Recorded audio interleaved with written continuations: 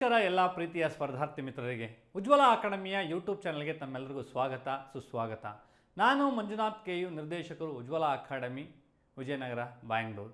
ಆತ್ಮೀಯ ಸ್ನೇಹಿತರೆ ಹಾಗೂ ನನ್ನ ಪ್ರೀತಿಯ ಸ್ಪರ್ಧಾರ್ಥಿಗಳೇ, ಟಾರ್ಗೆಟ್ KAS ಸರಣಿ ಅಡಿಯಲ್ಲಿ ಅದರಲ್ಲೂ ವಿಶೇಷವಾಗಿ ಏನಪ್ಪ ಅಂತಂದರೆ ಇವತ್ತಿನ ಈ ವಿಡಿಯೋಗಳು ಅಂದರೆ ಆರ್ಟ್ ಆ್ಯಂಡ್ ಕಲ್ಚರ್ಗೆ ಸಂಬಂಧಪಟ್ಟಂತೆ ಹಿಂದಿನ ವಿಡಿಯೋದಲ್ಲಿ ನಾನು ಅದರ ಸಿಲೆಬಸ್ನ ಡಿಸ್ಕಷನ್ಸ್ ಮಾಡಿದ್ವಿ.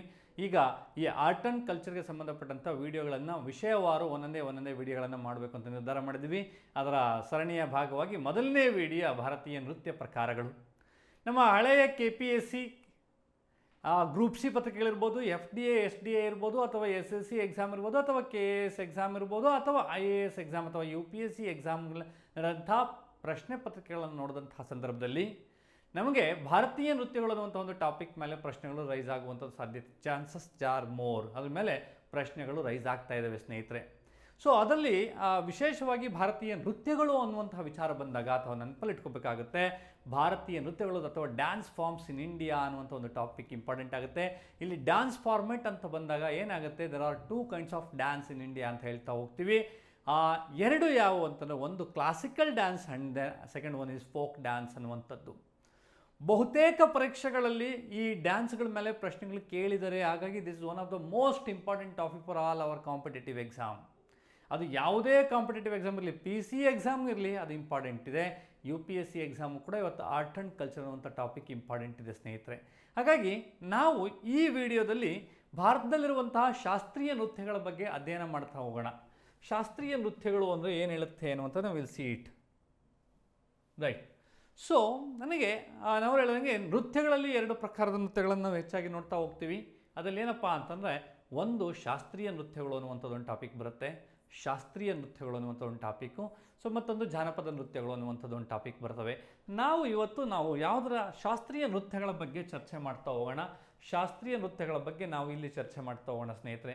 ಶಾಸ್ತ್ರೀಯ ನೃತ್ಯಗಳು ಅಂದರೆ ಏನು ಅನ್ನುವಂಥದ್ದು ಅಥವಾ ತಾವು ನೋಡ್ತಾ ಹೋಗೋದಾದರೆ, ಇದಕ್ಕೆ ಶಾಸ್ತ್ರೀಯ ನೃತ್ಯಗಳು ಅನ್ನುವಂಥ ಸ್ಥಾನಮಾನವನ್ನು ಯಾರು ಕೊಟ್ಟಿದ್ದಾರೆ, ಇಲ್ಲಿಯವರೆಗೆ ಎಷ್ಟು ಡ್ಯಾನ್ಸ್ಗೆ ಶಾಸ್ತ್ರೀಯ ನೃತ್ಯ ಅನ್ನುವಂಥ ಸ್ಥಾನಮಾನ ಸಿಕ್ಕಿದೆ ಅನ್ನುವಂಥದ್ದನ್ನ ನಾವು ನೋಡ್ತಾ ಹೋಗೋದಾದರೆ ಸೊ ಇಲ್ಲಿಯವರೆಗೆ 9 ನೃತ್ಯಗಳಿಗೆ ಶಾಸ್ತ್ರೀಯ ನೃತ್ಯಗಳ ಸ್ಥಾನಮಾನ ಸಿಕ್ಕಿದೆ. ಆಯಿತಾ. ಸಂಗೀತ ಮತ್ತು ನಾಟಕ ಅಕಾಡೆಮಿ ಏನಿದೆ ಅದರ ಕಡೆಯಿಂದ ಸಿಕ್ಕಿರುವಂಥದ್ದು 8 ನೃತ್ಯಗಳಿಗೆ ಶಾಸ್ತ್ರೀಯ ನೃತ್ಯ ಅನ್ನುವಂಥ ಸ್ಥಾನಮಾನ ಸಿಕ್ಕಿದರೆ, ಮಿನಿಸ್ಟ್ರಿ ಆಫ್ ಕಲ್ಚರ್, ಸಾಂಸ್ಕೃತಿಕ ಸಚಿವಾಲಯ ಏನಿದೆ ಇದರ ಕಡೆಯಿಂದ 1ಕ್ಕೆ ಸೇರಿಸಿ ಒಟ್ಟು ಭಾರತದಲ್ಲಿ 9 ನೃತ್ಯಗಳಿಗೆ ಅಥವಾ 9 ಡ್ಯಾನ್ಸ್ಗಳಿಗೆ ಶಾಸ್ತ್ರೀಯ ನೃತ್ಯ ಅನ್ನುವಂಥ ಸ್ಥಾನಮಾನವನ್ನು ಸಿಕ್ಕಿದೆ ಅನ್ನುವಂಥದ್ದನ್ನ ತಾವು ನೆನಪಿಟ್ಕೋಬೇಕಾಗುತ್ತೆ. 8+1 ಅಂತ ಹೇಳ್ತಾ ಹೋಗ್ತೀವಿ. ಈ ಶಾಸ್ತ್ರೀಯ ನೃತ್ಯಗಳು, ಬಹುತೇಕ ಶಾಸ್ತ್ರೀಯ ನೃತ್ಯಗಳೇನಿದ್ದಾವೆ, ಈ ಎಲ್ಲ ರೀತಿಯಾದಂಥ ಶಾಸ್ತ್ರೀಯ ನೃತ್ಯಗಳು ಇವತ್ತು ಉಗಮ ಅನ್ನುವಂಥದ್ದು ಒಂದು ದೇವಸ್ಥಾನದ ಅಂಗಳ, ಸೊ ದೇವಸ್ಥಾನದ ಆವರಣದಲ್ಲಿ ಈ ನೃತ್ಯಗಳು ಉಟ್ಕೊಂಡಿರುವಂಥದ್ದು ಅನ್ನುವಂಥದ್ದು ಹೇಳ್ತಾ ಹೋಗ್ತೀವಿ. ಸೊ ಬಹುತೇಕ ಈ ಶಾಸ್ತ್ರೀಯ ನೃತ್ಯಗಳು ಏನಾಗಿದ್ವಪ್ಪ ಅಂತಂದರೆ, ನಮ್ಮ ಪೂಜೆಯ ಅಥವಾ ಆರಾಧನೆಯ ಒಂದು ಭಾಗವಾಗಿತ್ತು ಅನ್ನುವಂಥದ್ದನ್ನ ಹೇಳ್ತಾ ಹೋಗ್ತೀವಿ ರೈಟ್. ಸೊ ಪೂಜೆಯ ಅಥವಾ ಆರಾಧನೆಯ ಒಂದು ಭಾಗ ಆಗಿತ್ತು ಅನ್ನುವಂಥದ್ದು ತಾವು ನೆನಪಿಟ್ಕೋಬೇಕಾಗುತ್ತೆ ಸ್ನೇಹಿತರೆ ರೈಟ್. ಸೊ ಶಾಸ್ತ್ರೀಯ ನೃತ್ಯಗಳು ಉಟ್ಕೊಂಡಿರುವಂಥದ್ದಲ್ಲಿ ಬಹುತೇಕ ದೇವಸ್ಥಾನಗಳಲ್ಲಿ ರೈಟ್. ಸೊ ಹಾಗಾದರೆ ಈ ದೇವಸ್ಥಾನಗಳಲ್ಲಿ ಹುಟ್ಟುಕೊಂಡಂತಹ ಶಾಸ್ತ್ರೀಯ ನೃತ್ಯ ಏನಿದೆ, ಇವು ರೈಟ್, ದೇವಸ್ಥಾನಗಳಲ್ಲಿ ಹುಟ್ಕೊಂಡಂತಹ ಶಾಸ್ತ್ರೀಯ ನೃತ್ಯಗಳೇನಿದ್ದಾವೆ ಇವು ದೇವಸ್ಥಾನದ ಆರಾಧನೆಯ ಒಂದು ಭಾಗ ಆಗಿದ್ವು ಅನ್ನುವಂಥದ್ದನ್ನ ಹೇಳ್ತಾ ಹೋಗ್ತಾರೆ. ದೇವಸ್ಥಾನದ ಆರಾಧನೆಯ ಒಂದು ಭಾಗ ಆಗಿತ್ತು ಅನ್ನುವಂಥದ್ದನ್ನ ಹೇಳ್ತಾ ಹೋಗ್ತೀವಿ ರೈಟ್. ಸೊ ಹಾಗಾಗಿ ಪೂಜೆ ಇದರ ಮುಖ್ಯ ಗುರಿಯಾಗಿತ್ತು. ಪ್ರತಿಯೊಂದು ನೃತ್ಯ ಪ್ರಕಾರವು ವಿವಿಧ ಪ್ರದೇಶಗಳಲ್ಲಿ, ಈಗ ನಾವೇನು 9 ಶಾಸ್ತ್ರೀಯ ನೃತ್ಯಗಳು ಅಂತ ಏನು ಹೇಳ್ತಾ ಹೋಗ್ತೀವಿ, ಅಥವಾ ನೃತ್ಯಗಳು ಭಾರತದಲ್ಲಿ ನೀವು ಕನ್ಯಾಕುಮಾರಿಯಿಂದ ಕಾಶ್ಮೀರದವರೆಗೆ ನಾವು ಪ್ರಯಾಣ ಮಾಡ್ತಾ ಹೋದಂಥ ಸಂದರ್ಭದಲ್ಲಿ ಪ್ರತಿ 50 ಅಥವಾ 100 ಕಿಲೋಮೀಟರ್ಗಳ ಒಂದು ಪ್ರದೇಶವನ್ನು ದಾಟಿದಾಗ ಒಂದು ವೈವಿಧ್ಯತೆಯನ್ನು ಕಾಣೋದಕ್ಕೆ ಸಾಧ್ಯ ಆಗುತ್ತೆ. ಅದು ಊಟದಲ್ಲಿರ್ಬೋದು, ಉಡುಗೆ ತೊಡುಗೆಯಲ್ಲಿರ್ಬೋದು, ಸಂಸ್ಕೃತಿಯಲ್ಲಿರ್ಬೋದು, ಡ್ಯಾನ್ಸಲ್ಲಿರ್ಬೋದು, ಸಂಗೀತದಲ್ಲಿರ್ಬೋದು, ಭಾಷೆಯಲ್ಲಿರ್ಬೋದು, ಎಲ್ಲ ವಿಚಾರದಲ್ಲೂ ಕೂಡ ಏನಾಗ್ತಾ ಹೋಗುತ್ತೆ, ಬದಲಾಗ್ತಾ ಹೋಗ್ತಾ ಇರುತ್ತೆ. ಸೊ ಹಾಗಾಗಿ ಬೇರೆ ಬೇರೆ ಪ್ರದೇಶಗಳಿಂದ ಹುಟ್ಟಿದ್ರೂ ಕೂಡ ಈ ಡ್ಯಾನ್ಸ್ಗಳು, ಬಟ್ ಆದರೆ ಇವೆಲ್ಲವೂ ಕೂಡ ಎಲ್ಲೋ ಒಂದು ಕಡೆ ಮೂಲ ಸೇರಿಕೊಳ್ಳುತ್ತೆ. ಆ ಮೂಲವೇ ನಾಟ್ಯಶಾಸ್ತ್ರ ಅನ್ನುವಂಥದ್ದನ್ನ ಹೇಳ್ತಾ ಹೋಗ್ತಾರೆ. ಇದು ಸಂಸ್ಕೃತದ ನಾಟ್ಯಶಾಸ್ತ್ರ ಅನ್ನುವಂಥ ಒಂದು ಕೃತಿ ಇದೆ. ಸೊ ಇದರ ಕರ್ತೃ ಬಂದ್ಬಿಟ್ಟು ಭರತ ಮುನಿ ಅನ್ನುವಂಥದ್ದನ್ನ ತಾವು ನೆನಪಿಟ್ಕೋಬೇಕಾಗುತ್ತೆ ರೈಟ್. ಸೊ ಶಾಸ್ತ್ರೀಯ ನೃತ್ಯಗಳು ಹುಟ್ಟಿದ್ದು ದೇವಾಲಯಗಳಲ್ಲಿ, ಇವು ಪೂಜೆಯ ಒಂದು ಭಾಗ ಆಗಿತ್ತು ಅಥವಾ ಆರಾಧನೆಯ ಒಂದು ಭಾಗ ಆಗಿತ್ತು ಅನ್ನುವಂಥದ್ದು ಇವುಗಳ ಬೇರು ಅಥವಾ ನಾವು ಇವುಗಳ ರೂಟನ್ನು ಎಲ್ಲಿ ನೋಡೋದಕ್ಕೆ ಸಾಧ್ಯ ಇದೆ ಅಂತಂದರೆ ಭರತ ಮುನಿಯ ಸಂಸ್ಕೃತದ ಒಂದು ನಾಟ್ಯಶಾಸ್ತ್ರ ಅನ್ನುವಂಥ ಕೃತಿಯಿಂದ ನೋಡೋದಕ್ಕೆ ಸಾಧ್ಯ ಆಗುತ್ತೆ. ರೈಟ್. ಸೊ ಹಾಗಾಗಿ ನಾವು ಈ ವಿಚಾರವನ್ನು ತಿಳ್ಕೊಬೇಕಾಗುತ್ತೆ. ಸೊ ಮುಂದಕ್ಕೆ ನೋಡೋದಾದರೆ ಈ ನಮಗೆ ಬಹಳ ವಿಚಾರ ಅಂತ ತಿಳ್ಕೊಬೇಕಾಗುತ್ತೆ. ನೀವು ನವರಸಗಳು ಅಂತೇಳಿ ಕರಿತೀವಿ. ನಮ್ಮ ಕನ್ನಡದ ಒಬ್ಬ ನಟರಿದ್ದಾರೆ, ಅವರನ್ನು ನವರಸ ನಾಯಕ ಅಂತೇಳಿ ಕರಿತಾ ಹೋಗ್ತೀವಿ. ಅಂತ ಕರಿತೀವಿ ನವರಸ ನಾಯಕ ಅಂತೇಳಿ ಕರಿತಾ ಹೋಗ್ತೀವಿ. ಸೊ ಏನು ಆ ರಸಗಳು, 9 ರಸಗಳೇನು ಅಂದರೆ, ಒಂದು ನೃತ್ಯ ಅನ್ನುವಂಥ ಬಂದಾಗ ರಸಾನುಭೂತಿಗಳು ಅಂತ ಹೇಳ್ತಾ ಹೋಗ್ತೀವಿ. ಪ್ರಮುಖವಾಗಿ ಅಲ್ಲಿ 8 ರಸಾನುಭೂತಿಗಳು ಬರ್ತವೆ. ಆಮೇಲೆ ಒಂದು 9ನೇ ಸೇರ್ಕೊಂಡ್ರೆ ಒಟ್ಟಿಗೆ 9 ರಸಗಳು. ಅದಕ್ಕೆ ನಾವು ಅದನ್ನು ನವರಸಗಳು ಅಂತೇಳಿ ಕರಿತಾ ಹೋಗ್ತೀವಿ. ಯಾವ್ಯಾವ ಸರ್ ಆ ರಸಗಳು ಅನ್ನುವಂಥ ನೋಡ್ತಾ ಹೋಗೋದಾದರೆ ಶೃಂಗಾರ ರಸ ಅನ್ನುವಂಥ ಹೇಳ್ತಾ ಹೋಗ್ತೀವಿ. ಯಾವ ರಸ ಅದು? ಶೃಂಗಾರ ರಸ. ಈ ಶೃಂಗಾರ ರಸ ಅನ್ನುವಂಥದ್ದು ಪ್ರೀತಿಯನ್ನು ವ್ಯಕ್ತಪಡಿಸುತ್ತೆ. ಶೃಂಗಾರ, ಪ್ರೀತಿ, ಹಾಸ್ಯ, ನಗು ಅಥವಾ ನಾವೇನು ಕೇಳ್ತೀವಿ ಕಾಮಿಡಿ ಅನ್ನುವಂಥ ಹೇಳ್ತಾ ಹೋಗ್ತೀವಿ. ಕರುಣ, ದುಃಖ, ಕರುಣಾಜನಕ ಕಥೆ ಅಂತ ಹೇಳ್ತೀವಲ್ಲ, ಅಂದರೆ ದುಃಖದ ಕಥೆ ಅಂತೇಳಿ, ದುಃಖ. ರೈಟ್. ಸೊ ಕರುಣಾಜನಕ. ರೌದ್ರ, ಕೋಪ. ರೌದ್ರ ಅಂದರೆ ಕೋಪ ಅನ್ನುವಂಥದ್ದು ನಾವು ಹೇಳ್ತಾ ಹೋಗ್ತೀವಿ. ರೈಟ್. ಸೊ ನೆಕ್ಸ್ಟು ವೀರತ್ವ ಅಂದರೆ ಧೈರ್ಯ ಅಥವಾ ಸಾಹಸ. ಭಯಾನಕ ಅಂದರೆ ಭಯ. ರೈಟ್. ಬೀಭತ್ಸ ಅಂದರೆ ಅಸಹ್ಯ ಅನ್ನುವಂಥದ್ದು. ಅದ್ಭುತ, ವಿಸ್ಮಯ. ಸೊ ಈ 8 ನಾವು ರಸಾನುಭೂತಿಗಳು ನಾಟ್ಯಶಾಸ್ತ್ರದ ಬಗ್ಗೆ. ಸೊ ಯಾರು ಭರತಮುನಿಯ ಬರೆದಿರುವಂತಹ ಸಂಸ್ಕೃತದ ನಾಟ್ಯಶಾಸ್ತ್ರದಲ್ಲಿ ಈ 8 ರಸಗಳ ಬಗ್ಗೆ ತಿಳಿಸಲಾಗಿದೆ. ಸೊ ಆದರೆ ಯಾರು ಅಭಿನವ ಗುಪ್ತ ಅದಕ್ಕೆ 9ನೇದನ್ನು ಸೇರಿಸ್ತಾ ಹೋಗ್ತಾನೆ. ಅದರ ಹೆಸರೇ ಶಾಂತ ಅನ್ನುವಂಥದ್ದನ್ನ ನಾವು ನೆನ್ಪಿಟ್ಕೋಬೇಕಾಗುತ್ತೆ. ಹಾಗಾದರೆ ಒಟ್ಟು 9 ರಸಗಳು ಯಾವುವು ಅಂತಂದರೆ, 1 ಶೃಂಗಾರ, ಪ್ರೀತಿ, ಹಾಸ್ಯ, ನಗು, ಕರುಣ, ದುಃಖ, ರೌದ್ರ, ಕೋಪ, ವೀರ, ಸಾಹಸ, ಭಯಾನಕ, ಭಯ, ಬೀಭತ್ಸ, ಅಸಹ್ಯ, ಅದ್ಭುತ, ವಿಸ್ಮಯ ಹಾಗೂ ಅಭಿನವ ಗುಪ್ತ ಅವರು ಸೇರಿಸಿದ್ದು ಶಾಂತ ಅಥವಾ ಶಾಂತಿ. ರೈಟ್. ಸೊ ಇವು ನಮಗೆ ತಿಳ್ಕೊಬೇಕಾಗಿರುವಂಥ 9 ರಸಾನುಭೂತಿಗಳು. ರೈಟ್. ಎಸ್. ಇನ್ನು ನಾವು ಹೇಳೋದಾದರೆ ಭಾರತದಲ್ಲಿ ಏನಿದೆ, ಸಂಗೀತ ಮತ್ತು ನಾಟಕ ಅಕಾಡೆಮಿ ನಾವೆಲ್ಲ ಹೇಳಿದೆ ಭಾರತದಲ್ಲಿ, ಆಯಿತಾ, ಕೇಂದ್ರ ಸರ್ಕಾರದ ಅಧೀನದಲ್ಲಿ ಬರುವಂಥ ಒಂದು ಸಂಗೀತ ಮತ್ತು ನಾಟಕ ಅಕಾಡೆಮಿ ಏನಿದೆ. ಈ ನಾಟಕ ಅಕಾಡೆಮಿಯು 8 ನೃತ್ಯಗಳಿಗೆ ಶಾಸ್ತ್ರೀಯ ಸ್ಥಾನವನ್ನು ನೀಡಿದೆ. 8 ನೃತ್ಯಗಳು ಶಾಸ್ತ್ರೀಯ ಸ್ಥಾನ, ಆಯಿತಾ, ನೃತ್ಯ ಅಂತ ಘೋಷಣೆ ಮಾಡಿದೆ. ಆದರೆ ಇತ್ತೀಚೆಗೆ ದ ಮಿನಿಸ್ಟ್ರಿ ಆಫ್ ಕಲ್ಚರ್ ಅಥವಾ ಸಂಸ್ಕೃತಿ ಸಚಿವಾಲಯ ಚೌ ಅನ್ನುವಂತಹ ಒಂದು ನೃತ್ಯವನ್ನು ಶಾಸ್ತ್ರೀಯ ನೃತ್ಯ ಅಂಥೇಳಿ ಘೋಷಣೆ ಮಾಡಿದೆ. ಹಾಗಾಗಿ ಇನ್ನೂ ಕೂಡ ಕೆಲವು ಪುಸ್ತಕಗಳಲ್ಲಿ 8 ಶಾಸ್ತ್ರೀಯ ನೃತ್ಯಗಳು ಅಂತ ಬರ್ತವೆ. ಬಟ್ ಮಿನಿಸ್ಟ್ರಿ ಆಫ್, ಆಯಿತಾ, ಸಂಸ್ಕೃತಿ ಸಚಿವಾಲಯ, ಯಾರೋ ನಾನೋ ನೀನೋ ಅಥವಾ ಮತ್ತೊಬ್ಬರು ಹೇಳಿದರೆ ಅದು ಓಕೆ ಕನ್ಸಿಡರ್ ಆಗ್ತಿರಲಿಲ್ಲ. ಒಂದು ಸಚಿವಾಲಯ ಡಿಕ್ಲೇರ್ ಮಾಡೋದ್ರಿಂದ ಈಗ ಭಾರತದಲ್ಲಿ ಒಟ್ಟು 9 ಏನಿದ್ದಾವೆ. ಸೊ 9 ಶಾಸ್ತ್ರೀಯ ನೃತ್ಯಗಳಿದ್ದಾವೆ ಎನ್ನುವಂಥದ್ದನ್ನ ತಾವು ತಿಳ್ಕೊಬೇಕಾಗುತ್ತೆ ಸ್ನೇಹಿತರೆ. ರೈಟ್. ಸೊ ಹಾಗಾದರೆ ಈ 9 ಶಾಸ್ತ್ರೀಯ ನೃತ್ಯಗಳ ಬಗ್ಗೆ ನಾವು ತಿಳ್ಕೋಬೇಕು. ಬಹುತೇಕ ಕಾಂಪಿಟೇಟಿವ್ ಎಕ್ಸಾಮಲ್ಲಿ 9 ಶಾಸ್ತ್ರೀಯ ನೃತ್ಯಗಳ ಮೇಲೆ ಒಂದು ಕ್ವಶನ್ ಇದ್ದೇ ಇರುತ್ತೆ. ತಾವು ಹಳೆಯ KPSC ಮತ್ತು UPSC ಇರ್ಬೋದು ಅಥವಾ PSI, PDO, SD ಯಾವುದಾದ್ರೂ ಪ್ರಶ್ನೆ ಪತ್ರಿಕೆಗಳನ್ನ ತೆಗೆದು ನೀವು ನೋಡ್ತಾ ಹೋಗಿ ಇವುಗಳ ಮೇಲೆ ಪ್ರಶ್ನೆಗಳನ್ನು ಹೆಚ್ಚು ಬಾರಿ ಕೇಳಿದರೆ, ಹಾಗಾಗಿ ಇದು ನನಗೆ ಇಂಪಾರ್ಟೆಂಟ್ ಆಗುತ್ತೆ. ಈ ಭಾರತೀಯ ಶಾಸ್ತ್ರೀಯ ನೃತ್ಯಗಳೇನಿದ್ದಾವೆ, ಈ ನೃತ್ಯಗಳು ಒಳಗೊಂಡಿರುವಂಥ 2 ಅಂಶಗಳನ್ನು ನಾವು ಗಮನಕ್ಕೆ ತಗೋಬೇಕಾಗುತ್ತೆ. ಒಂದು ತಾಂಡವ ಅನ್ನುವಂಥ ಒಂದು ಅಂಶ ಬರುತ್ತೆ ಅದರೊಳಗಡೆ, ಇನ್ನೊಂದು ಲಾಸ್ಯ ಅಂತ ಬರುತ್ತೆ. ತಾಂಡವ ಅಂತ ಬಂದಾಗ ಏನಾಗುತ್ತೆ, ಸ್ಪೀಡಾಗಿ ಅಂತಂದರೆ ಅದರಲ್ಲಿ ಬಾಡಿ ಆಕ್ಷನ್ಸ್ ಜಾಸ್ತಿ ಇರುತ್ತೆ. ಕೋಪವನ್ನು, ರೌದ್ರ ಅಂದರೆ ಒಂದು ಕೋಪವನ್ನು ವ್ಯಕ್ತಪಡಿಸುವಂಥದ್ದಾಗುತ್ತೆ.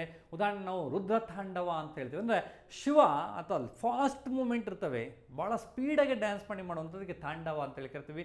ನಿಧಾನಕ್ಕೆ ಭಾವನೆಗಳನ್ನು ವ್ಯಕ್ತಪಡಿಸ್ತಾ ಮುಖದ ಹಾವಭಾವನೆಗಳ ಮೂಲಕ ಪ್ರೀತಿಯನ್ನು ಪಸರಿಸುವಂಥದ್ದಕ್ಕೆ ನಾವು ಲಾಸ್ಯ ಅಂತೇಳಿ ಕರಿತಾ ಹೋಗ್ತೀವಿ. ಸಾಮಾನ್ಯವಾಗಿ ಪುರುಷರಿಗೆ ತಾಂಡವ ಅಥವಾ ಮಹಿಳೆಯರಿಗೆ ಲಾಸ್ಯ ಅನ್ನುವಂಥದ್ದನ್ನ ಹೇಳ್ತಾ ಹೋಗ್ತಾರೆ.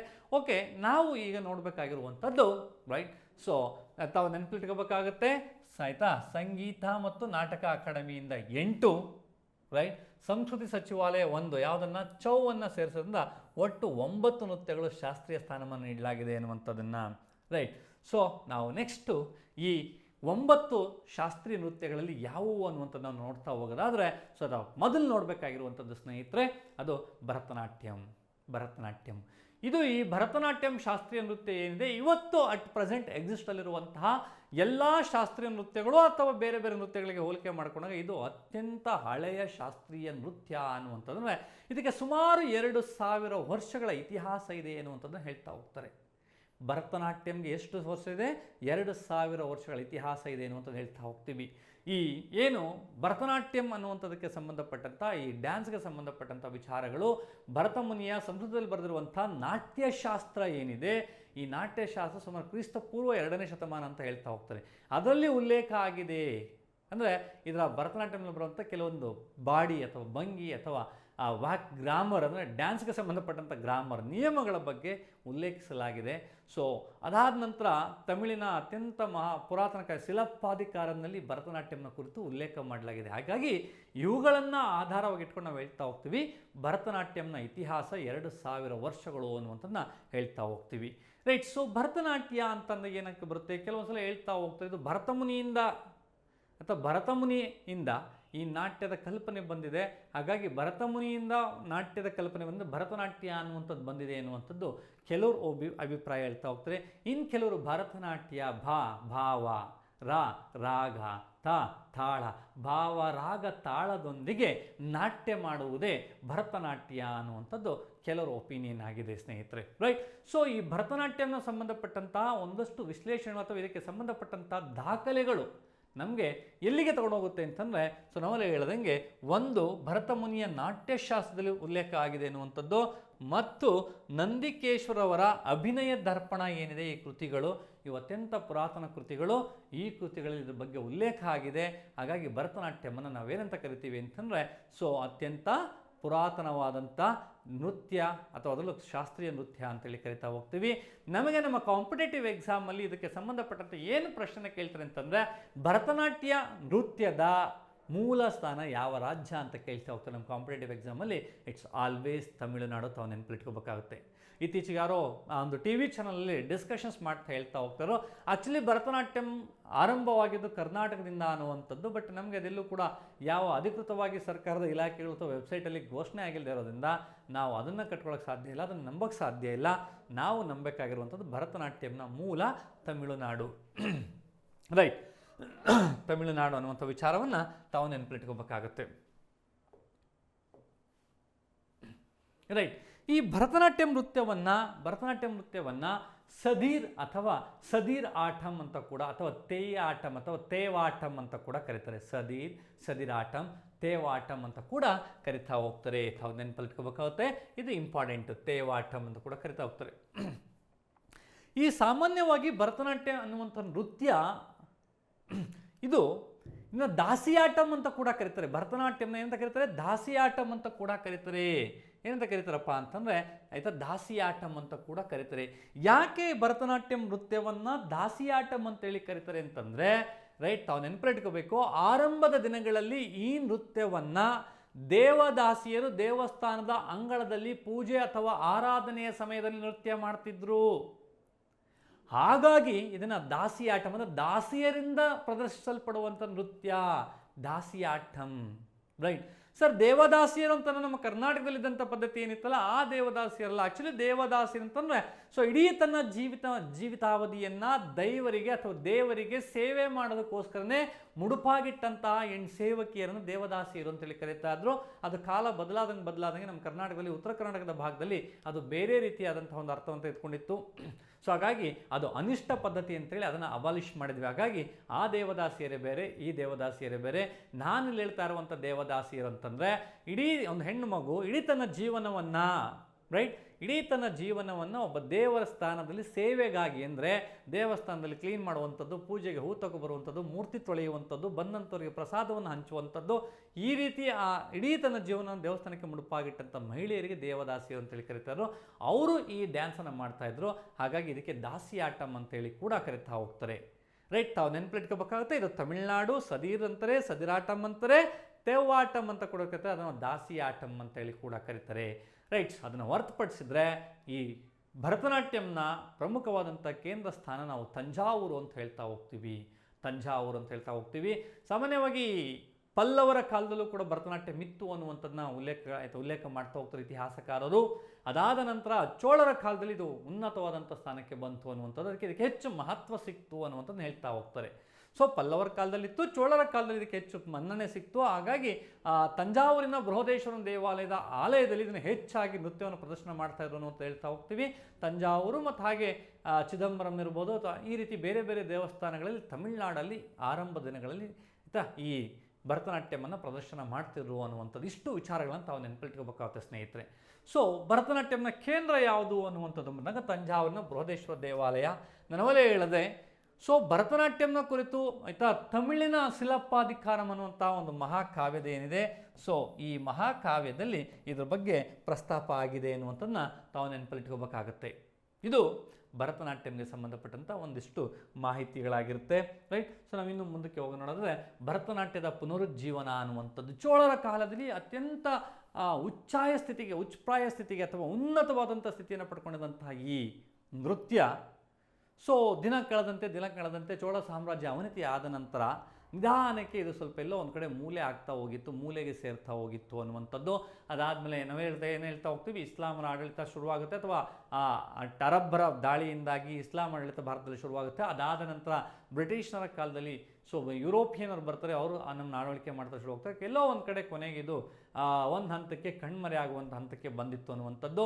ಈ ರೀತಿ ಕಣ್ಮರೆಯ ಹಂತಕ್ಕೆ ಬಂದಂಥ ಭರತನಾಟ್ಯಮನ್ನು ಮತ್ತೊಮ್ಮೆ ಪ್ರಸಿದ್ಧಿಪಡಿಸಂಥವ್ರು ಅಥವಾ ಅದಕ್ಕೊಂದು ಪುನರುಜ್ಜೀವನ ಕೊಟ್ಟಂಥವ್ರು ಅಂತಂದ್ರೆ ರುಕ್ಮಿಣಿ ದೇವಿ ಅರುಂಡೇಲ್ ಅನ್ನುವಂಥ ಒಬ್ಬರು, ಆಯಿತಾ. ಭರತನಾಟ್ಯಂ ಟಿ ಬಾಲಸರಸ್ವತಿ ಭರತನಾಟ್ಯಂಗೆ ಮರುಜೀವ ನೀಡಿದವರು ಅನ್ನುವಂಥದ್ದನ್ನ ಹೇಳ್ತಾ ಹೋಗ್ತೀವಿ. ನಮ್ಮಲ್ಲಿ ಕೆಲವು ಸಲ ನಮ್ಮ ಕಾಂಪಿಟೇಟಿವ್ ಎಕ್ಸಾಮ್ಗೆ ಯಾವುದೋ ಒಂದು ಫೇಮಸ್ ಭರತನಾಟ್ಯಂ ಆರ್ಟಿಸ್ಟ್ ಹೆಸರನ್ನ ಕೊಟ್ಟು ಈ ಆರ್ಟಿಸ್ಟು ಯಾವ ನೃತ್ಯಕ್ಕೆ ಅಥವಾ ಯಾವ ಕ್ಷೇತ್ರಕ್ಕೆ ಸಂಬಂಧಪಟ್ಟಿದ್ದಾರೆ ಅಂತ ಕೇಳುವಂಥ ಸಾಧ್ಯತೆ ಇದೆ. ನಮ್ಮ ಹಿಂದಿನ ಎಕ್ಸಾಮಲ್ಲಿ ಈ ಯಾಮಿನಿ ಕೃಷ್ಣಮೂರ್ತಿ ಮೇಲೆ ಕೇಳಿದಾಗಿದೆ. ಸೊ ವೆಲ್ ನೌನ್ಡ್ ಅಥವಾ ಪ್ರಸಿದ್ಧ ಭರತನಾಟ್ಯಂ ಆರ್ಟಿಸ್ಟ್ಗಳಲ್ಲಿ ಯಾಮಿನಿ ಕೃಷ್ಣಮೂರ್ತಿ ಒಬ್ಬರು, ಮೀನಾಕ್ಷಿ ಸುಂದರಂ ಪಿಳ್ಳೈ ಒಬ್ಬರು, ಸರೋಜಾ ವೈದ್ಯನಾಥನ್ ಒಬ್ಬರು, ಜಾನಕಿ ರಂಗರಾಜನ್ ಒಬ್ಬರು, ರೈಟ್. ಸೊ ಇನ್ನು ಕರ್ನಾಟಕದ ವಿಚಾರಕ್ಕೆ ಬಂದಾಗ ಕರ್ನಾಟಕದಲ್ಲಿ ಭಾಳ ಫೇಮಸ್ ರೈಟ್ ಭರತನಾಟ್ಯಂ ಆರ್ಟಿಸ್ಟ್ಗಳಂತಂದರೆ ಜಟ್ಟಿ ತಾಯಮ್ಮ ಮತ್ತು ವೆಂಕಟ ಲಕ್ಷ್ಮಮ್ಮ ಅನ್ನುವಂಥವ್ರು. ಇವರು ಮೈಸೂರು ಅರಸರ ಆಸ್ಥಾನದಲ್ಲಿ ನೃತ್ಯಗಾರ್ತಿಯರಾಗಿದ್ದರು. ಇವರು ಕರ್ನಾಟಕದಲ್ಲಿ ಭರತನಾಟ್ಯಂ ಪ್ರಚಾರಗೊಳ್ಳೋದಕ್ಕೆ ಅಥವಾ ಒಂದು ಮುನ್ನೆಲೆಗೆ ಬರೋದಕ್ಕೆ ಬಹಳ ಕಾರಣಕರ್ತರಲ್ಲಿ ಇವರು ಕೂಡ ಒಬ್ಬರು ಅನ್ನುವಂಥದ್ದು ಹೇಳ್ತಾ, ಭರತನಾಟ್ಯಮ್ಮು ಆರಂಭದ ದಿನಗಳಲ್ಲಿ ಇದು ಸೋಲೋ ಡ್ಯಾನ್ಸ್ ಆಗಿತ್ತು, ಅಂದರೆ ಏಕವ್ಯಕ್ತಿ ಅಭಿನಯ ಮತ್ತು ಮಹಿಳೆಯರಿಂದಲೇ ಪ್ರದರ್ಶಿಸಲ್ಪಡುವಂಥ ನೃತ್ಯವಾಗಿತ್ತು. ಇವತ್ತು ಕಾಲ ಬದಲಾದಂತೆ ರೈಟ್ ನಾವು ಹೇಳ್ದಂಗೆ ಗಂಡು ಮಕ್ಕಳು ಕಂಪ್ಲೀಟ್ ಡ್ರೆಸ್ಸನ್ನು ಹೆಣ್ಮಕ್ಳೇ ಇವತ್ತು ಹಾಕೋದ್ರಿಂದ ಹೆಣ್ಮಕ್ಳು ಡ್ಯಾನ್ಸ್ ಗಂಡು ಮಕ್ಳು ಯಾಕೆ ಮಾಡಬಾರ್ದು ಅನ್ನುವಂಥ ನಿಟ್ಟಿನಲ್ಲಿ ಇವತ್ತು both men and women are performing this solo Bharatanatyam dance. Yes right. So ಅದಾದ ನಂತರ ನಾವು ಕಥಕ್ ಅನ್ನುವಂಥ ಎರಡನೇ ಒಂದು ನೃತ್ಯಕ್ಕೆ ಹೋಗ್ತಾ ಹೋಗೋಣ, ರೈಟ್. ಎಸ್ ಸ್ನೇಹಿತರೆ, ಕಥಕ್ ಅನ್ನುವಂಥ ನೃತ್ಯ ಅನ್ನುವಂಥದ್ದು ಏನು, ರೈಟ್, ಎಲ್ಲಿ ಹೆಚ್ಚಾಗಿದೆ? ನಾವು ಹೇಳ್ದಂಗೆ ಭರತನಾಟ್ಯಂ ಅನ್ನುವಂಥ ಬಂದಾಗ ತಮಿಳುನಾಡು ಅನ್ನುವಂಥದ್ದು ಬರುತ್ತೆ. ಕಥಕ್ ಅನ್ನುವಂಥದ್ದು ಬಂದಾಗ ಯೂಶ್ವಲಿ ನಮಗೆ ಸ್ವಲ್ಪ ಕನ್ಫ್ಯೂಸ್ ಬರುತ್ತೆ, ಇದಕ್ಕೆ ಉತ್ತರ ಪ್ರದೇಶನ ಅಥವಾ ಉತ್ತರ ಭಾರತ ಅನ್ನುವಂಥದ್ದು. ನೋಡಿ ಅಲ್ಲ ಆಪ್ಷನ್ನು, ಸ್ಪೆಸಿಫಿಕ್ಕಾಗಿ ಉತ್ತರ ಭಾರತ ಇತ್ತು ಅಂದರೆ you can mention Uttar Pradesh ಇಲ್ಲ ಅಂತಂದರೆ ಆಯಿತಾ ಉತ್ತರ ಭಾರತದ ಬಹುಭಾಗ ಅನ್ನುವಂಥದ್ದು ಬರುತ್ತೆ. ಸೊ ಒಂದೊಂದು ಕಡೆ ಒಂದೊಂದು ಹೇಳ್ತಾ ಹೋಗ್ತೀವಿ, ಉತ್ತರ ಪ್ರದೇಶ ಅಂತ ಹೇಳ್ತಾ ಹೋಗ್ತೀವಿ, ಕೆಲವು ನಾವು ಉತ್ತರ ಭಾರತದ ಬಹುಭಾಗ ಅಂತ ಹೇಳ್ತಾ ಹೋಗ್ತೀವಿ. ಸೊ ಹಾಗಾಗಿ ಅಲ್ಲಿ ಎರಡೂ ಆಪ್ಷನ್ಸ್ ಇದ್ದಾಗ ಉತ್ತರ ಪ್ರದೇಶ ಮತ್ತು ಉತ್ತರ ಭಾರತ ಎರಡೂ ಆಪ್ಷನ್ಸ್ ಇದ್ದಾಗ ನನ್ನ suggestion always you go with right Uttar Pradesh. Uttar Pradesh ಇಲ್ಲ ಅಂತಂದರೆ ಉತ್ತರ ಭಾರತ ಅನ್ನುವಂಥ ಆಪ್ಷನ್ಸ್ಗೆ ತಾವು ಹೋಗಬೇಕಾಗತ್ತೆ, ರೈಟ್. ಸೊ ಹಾಗಾದರೆ ನೋಡೋಣ ಏನಿದೆ ಈ ವಿಚಾರವಾಗಿ ಅಂತ ನೋಡೋದಾದರೆ, ಇದೊಂದು ಈ ಕಥಕ್ ಅನ್ನುವಂಥ ಒಂದು ನೃತ್ಯ ಉತ್ತರ ಪ್ರದೇಶ ಮೂಲದ್ದು ಅಂತ ಹೇಳ್ತಾರೆ. ನಾವು ಹೇಳೋದಂಗೆ ಕೆಲವೊಂದು ಸಲ ಕೆಲವು ಬುಕ್ಕಲ್ಲಿ ಕೆಲವು ಕಡೆ ಅದು ಉತ್ತರ ಭಾರತದ ಅಂತ ಹೇಳ್ತಾ ಹೋಗ್ತಾರೆ. ಸೊ ಎರಡರಲ್ಲಿ ಯಾವುದು ನೋಡ್ಕೊಳ್ಳಿ ಅದಕ್ಕೆ ಆನ್ಸರ್ ಮಾಡ್ಕೊಳ್ಳಿ ಅಂತ ಹೇಳ್ತಾ, ಇದನ್ನು ನಟ್ವಾರಿ ನೃತ್ಯ ಅಂತ ಕೂಡ ಕರಿತಾರೆ. ಅಂತ ಕರೀತಾರೆ ನಟ್ವಾರಿ ನೃತ್ಯ ಅಂತ ಕೂಡ ಕರಿತೀವಿ. ಈ ನೃತ್ಯವನ್ನು ನಟ್ವಾರಿ ನೃತ್ಯ ಎಂದು ಕರಿತೀವಿ. ಕಥಕ್ ಎಂದರೆ ಕಥೆಗಳನ್ನು ಹೇಳುವುದು ಎಂದರ್ಥ. ಕಥಕ್ ಎಂದೇನಂತ ಕಥೆಗಳನ್ನು ಹೇಳುವುದು ಎಂದರ್ಥ, ರೈಟ್. ಈ ಕಥಕ್ಕು ಅತ್ಯಂತ ನೃತ್ಯ ಪ್ರಕಾರಗಳಲ್ಲಿ ಭಾರತದಲ್ಲಿರುವಂಥ ಅತ್ಯಂತ ಆಕರ್ಷಕ ನೃತ್ಯ ಪ್ರಕಾರಗಳಲ್ಲಿ ಇದೂ ಒಂದಾಗಿದೆ ಅನ್ನುವಂಥದ್ದು. ಅಂದರೆ ಅಟ್ರಾಕ್ಟಿಂಗ್, ಜನರನ್ನು ಆಕರ್ಷಿಸುವಂತಹ ಅಥವಾ ನೋಡುಗರನ್ನು ಮಂತ್ರಮುಗ್ಧರನ್ನಾಗಿಸುವಂತಹ ನೃತ್ಯಗಳಲ್ಲಿ ಈ ಕಥಕ್ ಅನ್ನುವಂಥ ನೃತ್ಯ ಸಹ ಒಂದಾಗಿದೆ ಅನ್ನುವಂಥದ್ದು, ರೈಟ್. ಸೊ ಸಾಮಾನ್ಯವಾಗಿ ಇದರ ಥೀಮ್ ಏನಾಗಿರುತ್ತೆ ಅಥವಾ ಹಿನ್ನೆಲೆ ಏನಾಗಿರುತ್ತವೆ ಅಂತಂದರೆ, ಕಥಕ್ನಲ್ಲಿ ಹೆಚ್ಚಾಗಿ ಮಹಾಭಾರತ ಮತ್ತು ರಾಮಾಯಣದ ಕಥೆಗಳನ್ನು ಹೆಚ್ಚಾಗಿ ಇದರ ಥೀಮ್ ಆಗಿ ಬಳಸಲಾಗುತ್ತೆ, ರೈಟ್. ಸೊ ನೃತ್ಯ ಪ್ರಕಾರವು ರಾಮಾಯಣ ಮಹಾಭಾರತವನ್ನು ಕನ್ಸಿಡರ್ ಮಾಡ್ಕೊಂಡಿದ್ದೇವೆ. ಅದರಲ್ಲೂ ವಿಶೇಷವಾಗಿ ಕೃಷ್ಣನ ಕಥೆಗಳ ಮೇಲೆ ಹೆಚ್ಚಾಗಿ ಈ ಥೀಮ್ ಅಂದರೆ ಆ ಡ್ಯಾನ್ಸ್ಗೆ ಇರುವಂಥ ಮ್ಯೂಸಿಕ್ಕು ಕಥೆ ಏನಿದೆ ಅಂದರೆ ಕಥೆಯ ಮೂಲಕ ನೃತ್ಯ ಮಾಡುವಂಥ, ಕಥೆ ಹೇಳುವುದು ಅಂತ ಅರ್ಥ, ಹೇಳುವಂಥ ಕಥೆಯನ್ನು ಏನು ಮಾಡ್ಬೋದು, ನೃತ್ಯದ ಮೂಲಕ ಹೇಳುವಂಥದ್ದು, ರೈಟ್. ಸೊ ಹೆಚ್ಚಾಗಿ ಇವನ್ನ ಬಳಸ್ತಾ ಹೋಗ್ತಾರೆ.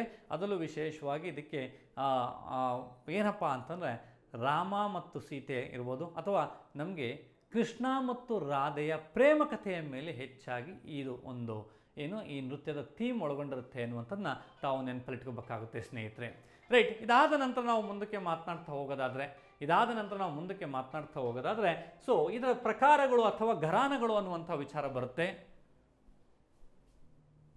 ಆಯಿತಾ. ಇದಕ್ಕೆ ಕಥಕ್ನ 4 ಪ್ರಮುಖ ಘರಾನಗಳು ಅಥವಾ ಕಥಕ್ ನೃತ್ಯ ಶಾಲೆಗಳು ಅಂತ ಬರ್ತವೆ.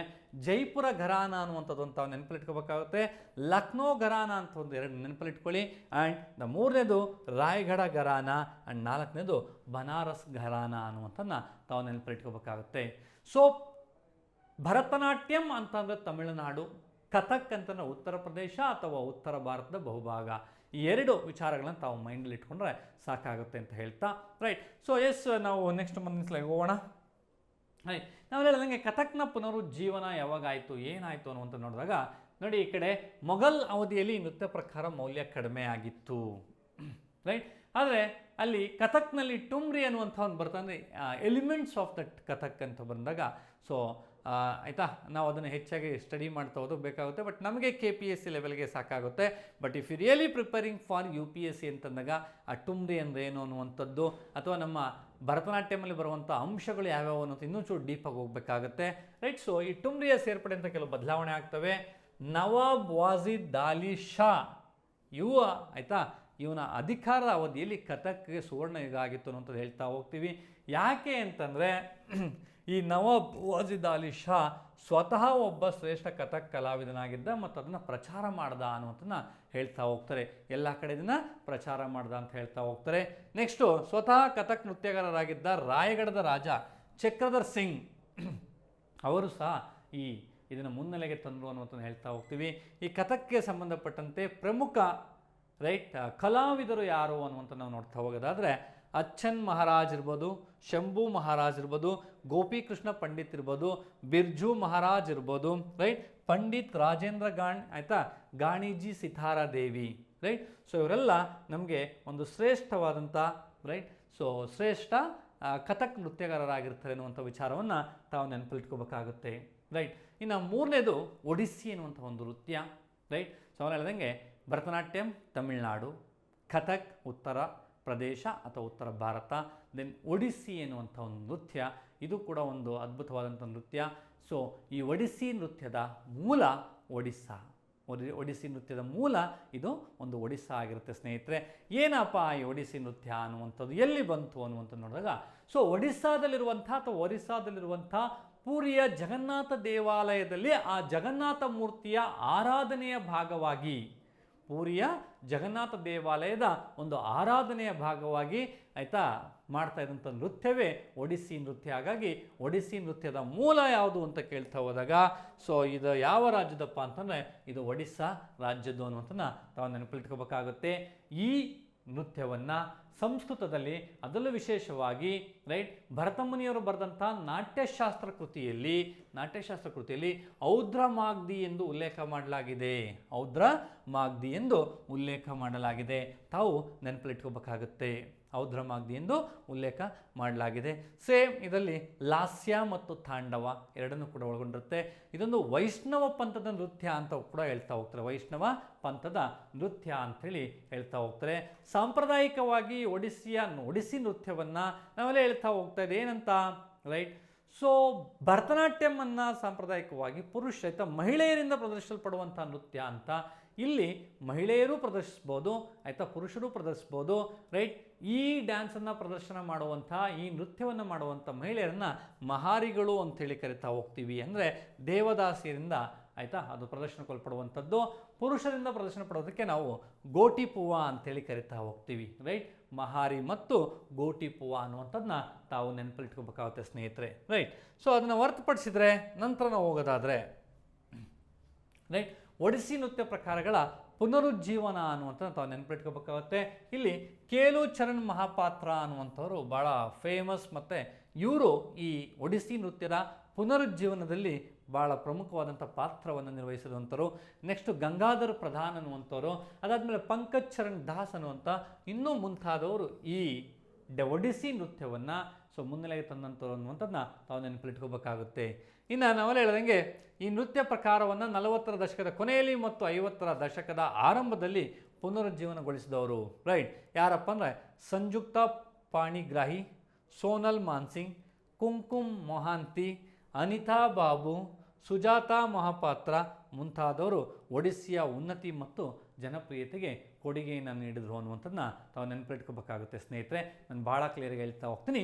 ಒಡಿಸ್ಸಿ ಅನ್ನುವಂಥ ಒಂದು ನೃತ್ಯವು ಇದೊಂದು ವೈಷ್ಣವ ಪಂಥದ ನೃತ್ಯ ಅಂತ ಕೂಡ ಕರೀತಾರೆ.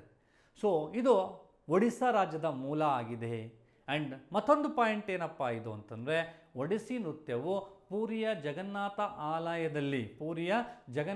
ಆಲಯದ ಒಂದು ಪೂಜೆಯ ಭಾಗ ಅಥವಾ ಆರಾಧನೆಯ ಭಾಗವಾಗಿತ್ತು ಅನ್ನುವಂಥದ್ದನ್ನ ತಾವು ನೆನಪಲ್ಲಿಟ್ಕೋಬೇಕಾಗುತ್ತೆ. ಆರಾಧನೆಯ ಭಾಗವಾಗಿತ್ತು ಅನ್ನುವಂಥದ್ದನ್ನ ತಾವು ನೆನಪಲ್ಲಿಟ್ಕೋಬೇಕಾಗುತ್ತೆ ಸ್ನೇಹಿತರೆ. ಸೊ ಮಹಿಳೆಯಿಂದ ಪ್ರದರ್ಶಿಸಲ್ಪಡುವಂತಹ ಒಡಿಸ್ಸಿ ನೃತ್ಯಕ್ಕೆ, ಆಯಿತಾ, ಸೊ ಮಹಾರೀಸ್ ಅಂಥೇಳಿ ಕರಿತಾ ಹೋಗ್ತೀವಿ. ಪುರುಷರಿಂದ ಆದರೆ ಅದು ಗೋಟಿಪೂವ ಅಂಥೇಳಿ ಕರಿತಾ ಹೋಗ್ತೀವಿ. ತಾವು ನೆನಪಲ್ಲಿಟ್ಕೋಬೇಕಾಗುತ್ತೆ, ರೈಟ್. ಸೊ ಅದಾದ ನಂತರ ನಾವು ಮುಂದಿನ ನೃತ್ಯಕ್ಕೆ ಹೋಗೋದಾದರೆ ಕೂಚುಪುಡಿ ಅನ್ನುವಂಥ ಒಂದು ನೃತ್ಯ. ಕೂಚುಪುಡಿ ಇದು ದಕ್ಷಿಣ ಭಾರತದ ಒಂದು ಶಾಸ್ತ್ರೀಯ ನೃತ್ಯಗಳಲ್ಲಿ ಇದು ಸಹ ಒಂದು. ತಾವು ಗಮನ ಇಟ್ಟು ಕೇಳಿಸ್ಕೋಬೇಕು. ನಾನು ದಕ್ಷಿಣ ಭಾರತ ಅಂತ ಹೇಳಿದೆ, ಅವಲೇ ಒಂದು ಹೇಳಿದೆ ಯಾವುದು, ರೈಟ್. ಸೊ ಭರತನಾಟ್ಯಂ ಇದು ತಮಿಳುನಾಡು, ಇದು ಸಹ ದಕ್ಷಿಣ ಭಾರತದ್ದು. ಕೂಚಿಪುಡಿ ಅನ್ನುವಂಥದ್ದು ಅಥವಾ ಕೂಚುಪುಡಿ ಅಂತ ಕರೀತಾರೆ, ಕೂಚಿಪುಡಿ ಅನ್ನುವಂತ ಕರೀತಾರೆ. ಈ ಕೂಚುಪುಡಿ ನೃತ್ಯ ಅನ್ನುವಂಥದ್ದು ಸೊ ಯಾವ ರಾಜ್ಯದ ಮೂಲ ಅಂತಂದರೆ, ಇದಕ್ಕೆ ಯಾವ ರಾಜ್ಯ ಮೂಲ ಅಥವಾ ಎಲ್ಲಿ ಪ್ರಾರಂಭ ಆಯ್ತಪ್ಪ ಅಂತಂದರೆ ಸ್ನೇಹಿತರೆ, ತಾವು ನೆನಪಲ್ಲಿಟ್ಕೊಳ್ಳಿ, ಕೂಚುಪುಡಿ ಅನ್ನುವಂಥದ್ದು ಆಂಧ್ರ ಪ್ರದೇಶ ಮೂಲದ ಒಂದು ನೃತ್ಯವಾಗಿದೆ. ಕೂಚುಪುಡಿ ಅನ್ನುವಂಥದ್ದು ಆಂಧ್ರ ಪ್ರದೇಶ ರಾಜ್ಯದ ಮೂಲವಾಗಿದೆ. ಇದು ಕೃಷ್ಣಾ ಜಿಲ್ಲೆ, ಏನು ಹಿಂದೆ ಆಂಧ್ರ ಪ್ರದೇಶದಲ್ಲಿ ಅವಿಭಜಿತವಾದಂಥ ಕೃಷ್ಣಾ ಜಿಲ್ಲೆಯಲ್ಲಿ ಒಂದು ಹಳ್ಳಿ ಇತ್ತು, ರೈಟ್. ಅದು ಕುಚೇಲಪುರಂ ಅಂತೇಳಿ ಕರೀತಾರೆ, ಕುಚೇಲ್ಪುರ ಅಂತ ಕರೀತಾರೆ, ಅಥವಾ ಅದನ್ನು ಕೂಚುಪುಡಿ ಅನ್ನುವಂಥ ಹಳ್ಳಿ ಇದೆ. ಆ ಹಳ್ಳಿಯಲ್ಲಿ ಇದು ಉಗಮವಾದದ್ದು, ಆ ಹಳ್ಳಿಯಿಂದ ವಿಕಸನಗೊಂಡದ್ದು ಈ ನೃತ್ಯ. ಹಾಗಾಗಿ ಆ ಹಳ್ಳಿಯ ನೆನಪಿಗೋಸ್ಕರ ಇದನ್ನು ಕೂಚುಪುಡಿ ಅಂತೇಳಿ ಕರೀತಾರೆ ಎನ್ನುವಂಥ ಒಂದು ಇದೆ. ಇವತ್ತಿಗೂ ಕೂಡ ಆ ಕೂಚುಪುಡಿ ಅಥವಾ ಕುಚೇಲಪುರಂ ಅನ್ನುವಂಥ ಹಳ್ಳಿ ಆಂಧ್ರ ಪ್ರದೇಶದ ಕೃಷ್ಣಾ ಜಿಲ್ಲೆಯಲ್ಲಿ, ಆಯಿತಾ, ಇದೆ ಅನ್ನುವಂಥದ್ದನ್ನ ತಾವು ನೆನಪಿಟ್ಕೋಬೇಕಾಗುತ್ತೆ, ರೈಟ್. ಸೊ ನಾನು ಮುಂದೆ ಹೋಗೋದಾದರೆ,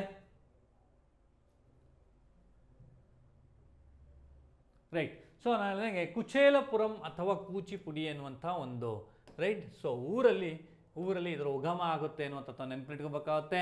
ಆಧುನಿಕ ಕೂಚಿಪುಡಿಯ ಆವೃತ್ತಿಗೆ ಹೊಸ ವಿನ್ಯಾಸ ನೀಡಿದ್ರು, ಅದಕ್ಕೆ ಮೇಕಪ್ ಮಾಡಿ ರೆಡಿ ಮಾಡಿದಂಥವ್ರು ತೀರ್ಥ ನಾರಾಯಣ ಯತಿ ಮತ್ತು ಅವರ ಶಿಷ್ಯ ಸಿದ್ಧೇಂದ್ರ ಯೋಗಿ. ತಾವು ನೆನಪಿಟ್ಕೋಬೇಕಾಗುತ್ತೆ, ರೈಟ್. ಸೊ ತೀರ್ಥ ನಾರಾಯಣ ಯತಿ ಮತ್ತು ಅವರ ಶಿಷ್ಯ ಸಿದ್ಧೇಂದ್ರ ಯೋಗಿ ಎನ್ನುವಂಥವ್ರು ಇದಕ್ಕೆ ಒಂದು ಆಧುನಿಕ ಮಾಡರ್ನ್ ಸ್ಪರ್ಶವನ್ನು ಕೊಟ್ಟಂಥವ್ರು ಇವರು, ರೈಟ್. ಸೊ ಹಾಗಾಗಿ ಈ ಕೂಚುಪುಡಿ ಎನ್ನುವಂಥದ್ದು ವಿಷ್ಣು, ಕೃಷ್ಣ, ರುಕ್ಮಿಣಿ, ಆಯಿತಾ, ಸತ್ಯಭಾಮ ಮತ್ತು ಇತರ ಪುರಾಣಗಳ ಕಥೆಗೆ, ಎಸ್ಪೆಷಲಿ ಇದು ಸಹ ಒಂದು ಶೈವ ಧರ್ಮಕ್ಕೆ ಸಂಬಂಧಪಟ್ಟಂಥ ಶೈವ ಪಂಥದ ನೃತ್ಯ ಅಂತ ಕೂಡ ನಾವು ಹೇಳ್ತಾ ಹೋಗ್ತೀವಿ. ಸೊ ನಾವು ಹೇಳಿದಂಗೆ ವಿಷ್ಣುವಿಗೆ ಸಂಬಂಧಪಟ್ಟಂಥ, ಆ್ಯಕ್ಚುಲಿ ಇವರು ವೈಷ್ಣವ ಸಂತರು, ಯಾರು, ತೀರ್ಥ ನಾರಾಯಣ ಯತಿ ಮತ್ತು ಅವರ ಶಿಷ್ಯ ಸಿದ್ಧೇಂದ್ರ ಯೋಗಿ ಎನ್ನುವಂಥರು ವೈಷ್ಣವ ಮತ ಪ್ರಚಾರಕರಾಗಿದ್ದರು. ಸೊ ಹಾಗಾಗಿ ಬಹುಶಃ ಆ ವೈಷ್ಣವ ಪಂಥಕ್ಕೆ ಸಂಬಂಧಪಟ್ಟಂಥ ನೃತ್ಯ ಕೂಡ ಇದಾಗಿದೆ ಅನ್ನೋದನ್ನು ನಾವು ನೆನಪಿಟ್ಕೋಬೇಕಾಗುತ್ತೆ. ಸೊ ಇದರಲ್ಲಿ ಏನಾಗುತ್ತಪ್ಪ ಅಂತಂದರೆ ವಿಷ್ಣುವಿಗೆ ಸಂಬಂಧಪಟ್ಟದಿರ್ಬೋದು, ರೈಟ್. ಸೊ ಕೃಷ್ಣ ಮತ್ತು ರಾಧೆ, ಆಯಿತಾ, ಕೃಷ್ಣ ಮತ್ತು ರುಕ್ಮಿಣಿ, ರೈಟ್, ಸತ್ಯಭಾಮಗೆ ಸಂಬಂಧಪಟ್ಟಂಥ ಪುರಾಣಗಳಿಗೆ ಸಂಬಂಧಪಟ್ಟಂಥ ನೃತ್ಯಗಳನ್ನು ಇದರ ಥೀಮ್ ಆಗಿರುತ್ತೆ, ರೈಟ್. ಸೊ ಅನ್ನುವಂಥದ್ದನ್ನ ತಾವು ನೆನಪಲ್ಲಿಟ್ಕೋಬೇಕಾಗುತ್ತೆ. ಎಸ್, ಅದು ಬಿಟ್ಟರೆ ಭಾಳ ನಮ್ಮ ಕಾಂಪಿಟೇಟಿವ್ ಎಕ್ಸಾಮಲ್ಲಿ ಕ್ವಶನ್ಸ್ ಕೇಳಿರುವಂಥದ್ದು ಏನಪ್ಪ ಅಂತಂದರೆ, ರೈಟ್. ಸೊ ಈ ಡ್ಯಾನ್ಸ್ಗೆ ಪುನರುಜ್ಜೀವನ ನೀಡುವ ಅಥವಾ ಪ್ರಸಿದ್ಧ ಕೂಚುಪುಡಿ ನೃತ್ಯಗಾರರು ಅಂತಂದು ಬಂದಾಗ ನಮಗೆ ನಾವು ರಾಧಾ ರೆಡ್ಡಿ ಅಂತ ಹೇಳ್ತೀವಿ, ಯಾಮಿನಿ ರೆಡ್ಡಿ ಅಂತ ಹೇಳ್ತೀವಿ, ವೈಜಯಂತಿ ಕಾಶಿ ಎನ್ನುವಂಥದ್ದು. ಈ ವೈಜಯಂತಿ ಕಾಶಿ ಎನ್ನುವಂಥ ಕೂಚುಪುಡಿ ಡ್ಯಾನ್ಸರ್ ಮೇಲೆ ಈಗಾಗಲೇ ನಮ್ಮ ಕಾಂಪಿಟೇಟಿವ್ ಎಕ್ಸಾಮಲ್ಲಿ ಒಂದು ಪ್ರಶ್ನೆಯನ್ನು ಕೇಳಿದರೆ ಅನ್ನುವಂಥ ವಿಚಾರವನ್ನು ತಾವು ನೆನಪಿಟ್ಕೋಬೇಕಾಗುತ್ತೆ ಸ್ನೇಹಿತರೆ. ರೈಟ್. ಇನ್ನು ಕಥಕ್ಕಳಿ ಎನ್ನುವಂಥದ್ದು ಈ ಕಥಕ್ಕಳಿ ಅನ್ನುವಂಥ ನೃತ್ಯವೂ ಸಹ ನಮ್ಮ ದಕ್ಷಿಣ ಭಾರತದ ಮತ್ತೊಂದು ರಾಜ್ಯ ಆದಂಥ ಕೇರಳದ ಮೂಲದ ಒಂದು ರಾಜ್ಯವಾಗಿದೆ. ಕೇರಳ ರಾಜ್ಯದ ಒಂದು ಮೂಲದ ಡ್ಯಾನ್ಸ್ ಆಗಿದೆ. ಇದು ಸಹ ಭಾಳ ಅತ್ಯಂತ ಪುರಾತನ, ಅಂದರೆ ಭರತನಾಟ್ಯಂನೂ ಅಷ್ಟಿಲ್ಲ, ರೈಟ್. ಆದರೆ ಇದು ಸಹ ಒಂದು ಏನ್ಷಿಯಂಟ್, ಪ್ರಾಚೀನ ಭಾರತದಲ್ಲಿ, ಪ್ರಾಚೀನ ಕಾಲದಲ್ಲಿ ಈ ಡ್ಯಾನ್ಸು ಕೇರಳದಿಂದ ಪ್ರಚಲಿತದಲ್ಲಿ ಅವತ್ತಿಂದ ಇವತ್ತಿನವರೆಗೂ ನಡ್ಕೊಂಡು ಬಂದಿದೆ ಅನ್ನುವಂಥದ್ದನ್ನ ತಾವು ನೆನಪಿಟ್ಕೋಬೇಕಾಗುತ್ತೆ. ಇದಕ್ಕೆ ಮೂಲ, ಕಥಕ್ಕಳಿಯ ನೃತ್ಯಕ್ಕೆ ಮೂಲ ಅಂತಂದರೆ ಅದು ಕೇರಳ ಅನ್ನುವಂಥದ್ದನ್ನ ತಾವು ನೆನಪಲ್ಲಿಟ್ಕೋಬೇಕಾಗುತ್ತೆ. ಕಥಕ್ಕಳಿ ಅಂದರೆ, ಕಥಕ್ ಅಂದರೆ ಕತೆ ಅಂಥೇಳಿ, ಕಳಿ ಅಂದರೆ ಹೇಳುವ ಮೂಲಕ ನೃತ್ಯ ಮಾಡುವಂಥದ್ದು, ಅಂದರೆ ಕಥೆಯನ್ನು ಹೇಳುತ್ತಾ ನೃತ್ಯ ಮಾಡುವಂಥದ್ದು ಅಂತ ಅರ್ಥ. ಕಥಕ್ಕಳಿ ಅಂತಂದರೆ ಕಥೆಯ ಮೂಲಕ ನೃತ್ಯ ಮಾಡುವುದು ಅಂತಲ್ಲಿ ಇದರ ಅರ್ಥ, ರೈಟ್. ಇದು ಕೇರಳ ರಾಜ್ಯದ ಒಂದು ಹೆಮ್ಮೆಯ ಕ್ಲಾಸಿಕಲ್ ಡ್ಯಾನ್ಸ್ ಆಗಿದೆ ಅನ್ನೋದನ್ನು ತಾವು ನೆನಪಿಟ್ಕೋಬೇಕಾಗುತ್ತೆ. ನಾನು ಹೇಳ್ದಂಗೆ ಕಥೆಯ ಮೂಲಕ ಕಲೆಯನ್ನು ಪ್ರದರ್ಶಿಸುವುದು ಎಂದರ್ಥ ಕಥಕ್ಕಳಿ ಅಂತಂದರೆ. ಇದರ ಬೇರು, ಇದರ ರೂಟ್ಸ್ ಎಲ್ಲಿಗೆ ಹೋಗುತ್ತಪ್ಪ ಅಂತಂದರೆ ಪ್ರಾಚೀನ ಕಾಲದ ಒಂದು ಕುಟಿಯಾಟ್ಟಂ ಅಂತೇಳಿ, ಇದೊಂದು ಶಾಸ್ತ್ರೀಯ ಸಂಸ್ಕೃತದ ನೃತ್ಯ ನಾಟಕ ಇದು, ರೈಟ್. ಇದು ಸಂಸ್ಕೃತದ ಒಂದು ನೃತ್ಯ ನಾಟಕ ಆಗಿದೆ. ಕುಟಿಯಾಟ್ಟಂ ಮತ್ತು ಕೃಷ್ಣಾಟ್ಟಂ ಅಂತೇಳಿ ಹಿಂದೂ ದೇವರ ಕೃಷ್ಣನ ಕಥೆಗಳನ್ನು ಚಿತ್ರಿಸುವ ಒಂದು ನೃತ್ಯ ನಾಟಕ. ತಾವು ನೆನಪಲ್ಲಿಟ್ಕೋಬೇಕಾಗುತ್ತೆ ಕುಟಿಯಾಟ್ಟಂ ಮತ್ತು ಕೃಷ್ಣಾಟ್ಟಂನ. ಅಲ್ಲಿಂದ ಇದು ಎವಾಲ್ವ್ ಆಗಿದೆ ಅಥವಾ ಅಲ್ಲಿಂದ ಬಂದಿದೆ ಹಂತವಾಗಿ ಎನ್ನುವಂಥದ್ದು ನಾವು ಹೇಳ್ತಾ ಹೋಗ್ತೀವಿ. ಆಮೇಲೆ ಈ ಸಾಂಪ್ರದಾಯಿಕ ಕಥಕ್ಕಳಿ ನೃತ್ಯ ಅನ್ನುವಂಥದ್ದು, ರೈಟ್. ಎಲ್ಲಿ ಹೇಳ್ತಾ ಹೋಗ್ತೀವಿ ಅಂತಂದರೆ ಇದು ಕಥಕ್ಕಳಿ ಜಪಾನಿನ ನೋಹ್ ನೃತ್ಯ ಮತ್ತು ಕಬುಕಿ ನೃತ್ಯ ಅನ್ನುವಂಥದ್ದು. ಜಪಾನಿನ ನೋಹ್ ನೃತ್ಯ ಮತ್ತು ಕಬುಕಿ ನೃತ್ಯ ಏನಿದೆ, ಈ ನೃತ್ಯಗಳಿಗೆ ಸಾಮ್ಯವಾಗಿದೆ ಅಥವಾ ಹೋಲಿಕೆ ಆಗುತ್ತೆ ಅನ್ನುವಂಥದ್ದು ಹೇಳ್ತಾ ಹೋಗ್ತಾರೆ, ರೈಟ್. ಈ ಕಥಕ್ಕಳಿ ಸಾಮಾನ್ಯವಾಗಿ ಪುರುಷರಿಂದ ಪ್ರದರ್ಶಿಸಲ್ಪಡುವಂತಹ ಒಂದು ನೃತ್ಯ ಇದಾಗಿರುತ್ತೆ. ಇಲ್ಲಿ ಮಹಿಳಾ ಪಾತ್ರಗಳು ಬಂದಾಗ ಮಹಿಳಾ ಪಾತ್ರವನ್ನು ಪುರುಷ ಪಾತ್ರಧಾರಿಗಳೇ ಮಹಿಳಾ ಪಾತ್ರವನ್ನು ನಿರ್ವಹಿಸ್ತಾರೆ. ಹೇಗೆ ನಮ್ಮಲ್ಲಿ ಇತ್ತೀಚೆಗೆ ಬದಲಾವಣೆ ಆಗ್ತಾ ಹೋಗಿದೆ, ಬಟ್ ಆರಂಭದ ದಿನಗಳಲ್ಲಿ ಅಥವಾ ಇದು ಸಂಪೂರ್ಣವಾಗಿ ಪುರುಷರಿಂದ ಪ್ರದರ್ಶಿಸಲ್ಪಡ್ತಾ ಇದ್ದಂಥ ಒಂದು ನೃತ್ಯ ಆಗಿತ್ತು ಅನ್ನೋದನ್ನು ತಾವು ನೆನಪಿಟ್ಕೋಬೇಕು. ಹೇಗೆ ಭರತನಾಟ್ಯಂ ನಾನು ಹೇಳಬೇಕಾದ್ರೆ ಹೇಳಿದ್ದೆ, ಇದು ಆರಂಭದಲ್ಲಿ ಮಹಿಳೆಯರಿಂದ ಪ್ರದರ್ಶಿಸಲ್ಪಡ್ತಾ ಇರುವಂಥ ನೃತ್ಯ ಆಗಿತ್ತು. ಇವತ್ತು ಮಹಿಳೆಯರು ಮತ್ತು ಪುರುಷರು ಕೂಡ ಪ್ರದರ್ಶನ ಮಾಡ್ತಾರೆ ಎನ್ನುವಂಥದ್ದನ್ನು. ಹಾಗೆ ಇದು ಆರಂಭದ ದಿನಗಳಲ್ಲಿ ಇದು ಪುರುಷರಿಂದ ಪ್ರದರ್ಶಿಸಲ್ಪಡ್ತಾ ಇರುವಂಥ ನೃತ್ಯ ಆಗಿತ್ತು. ಇತ್ತೀಚಿನ ದಿನಗಳಲ್ಲಿ ಆಧುನಿಕ ಕಾಲಘಟ್ಟದಲ್ಲಿ ಕೆಲವು ಮಹಿಳೆಯರು ಸಹ ಇದನ್ನು ಪ್ರದರ್ಶನ ಮಾಡ್ತಿದ್ದಾರೆ ಎನ್ನುವಂಥದ್ದು ನಾವು ಕೇಳ್ತಾ ಇದ್ದೀವಿ, ರೈಟ್. ಹಾಗಾಗಿ ನಾವು ಇದರಿಂದ ಮುಂದಕ್ಕೆ ಹೋಗೋದಾದರೆ, right. Next is Mohini Attam ಅನ್ನುವಂಥದ್ದು, 6ನೆಯ ನೃತ್ಯ ಮೋಹಿನಿ ಆಟ್ಟಂ. ನಾನು ಮತ್ತೊಮ್ಮೆ ಹೇಳ್ತಾ ಹೋಗ್ತೀನಿ, ಭರತನಾಟ್ಯಂ ತಮಿಳುನಾಡು ಅನ್ನುವಂಥ ತಾವು ನೆನಪಿಟ್ಕೋಬೇಕಾಗುತ್ತೆ. ಭರತನಾಟ್ಯಂ ತಮಿಳುನಾಡು, ಕಥಕ್ ಉತ್ತರ ಪ್ರದೇಶ್ ಅಥವಾ ಉತ್ತರ ಭಾರತ, ಕೂಚುಪುಡಿ ಆಂಧ್ರ ಪ್ರದೇಶ್, ಒಡಿಸ್ಸಾ, ಕಥಕ್ಕಳಿ ಕೇರಳ. ಈಗ ಮತ್ತೊಂದು ಮೋಹಿನಿ ಆಟ್ಟಂ. ಈ ಮೋಹಿನಿ ಆಟ್ಟಂ ಅನ್ನುವಂಥ ಒಂದು ನೃತ್ಯ ಪ್ರಕಾರ ಇದೆಯಲ್ಲ, ಇದು ಸಹ ಮತ್ತೊಂದು ಕೇರಳದ ಶಾಸ್ತ್ರೀಯ ನೃತ್ಯ ಆಗಿದೆ.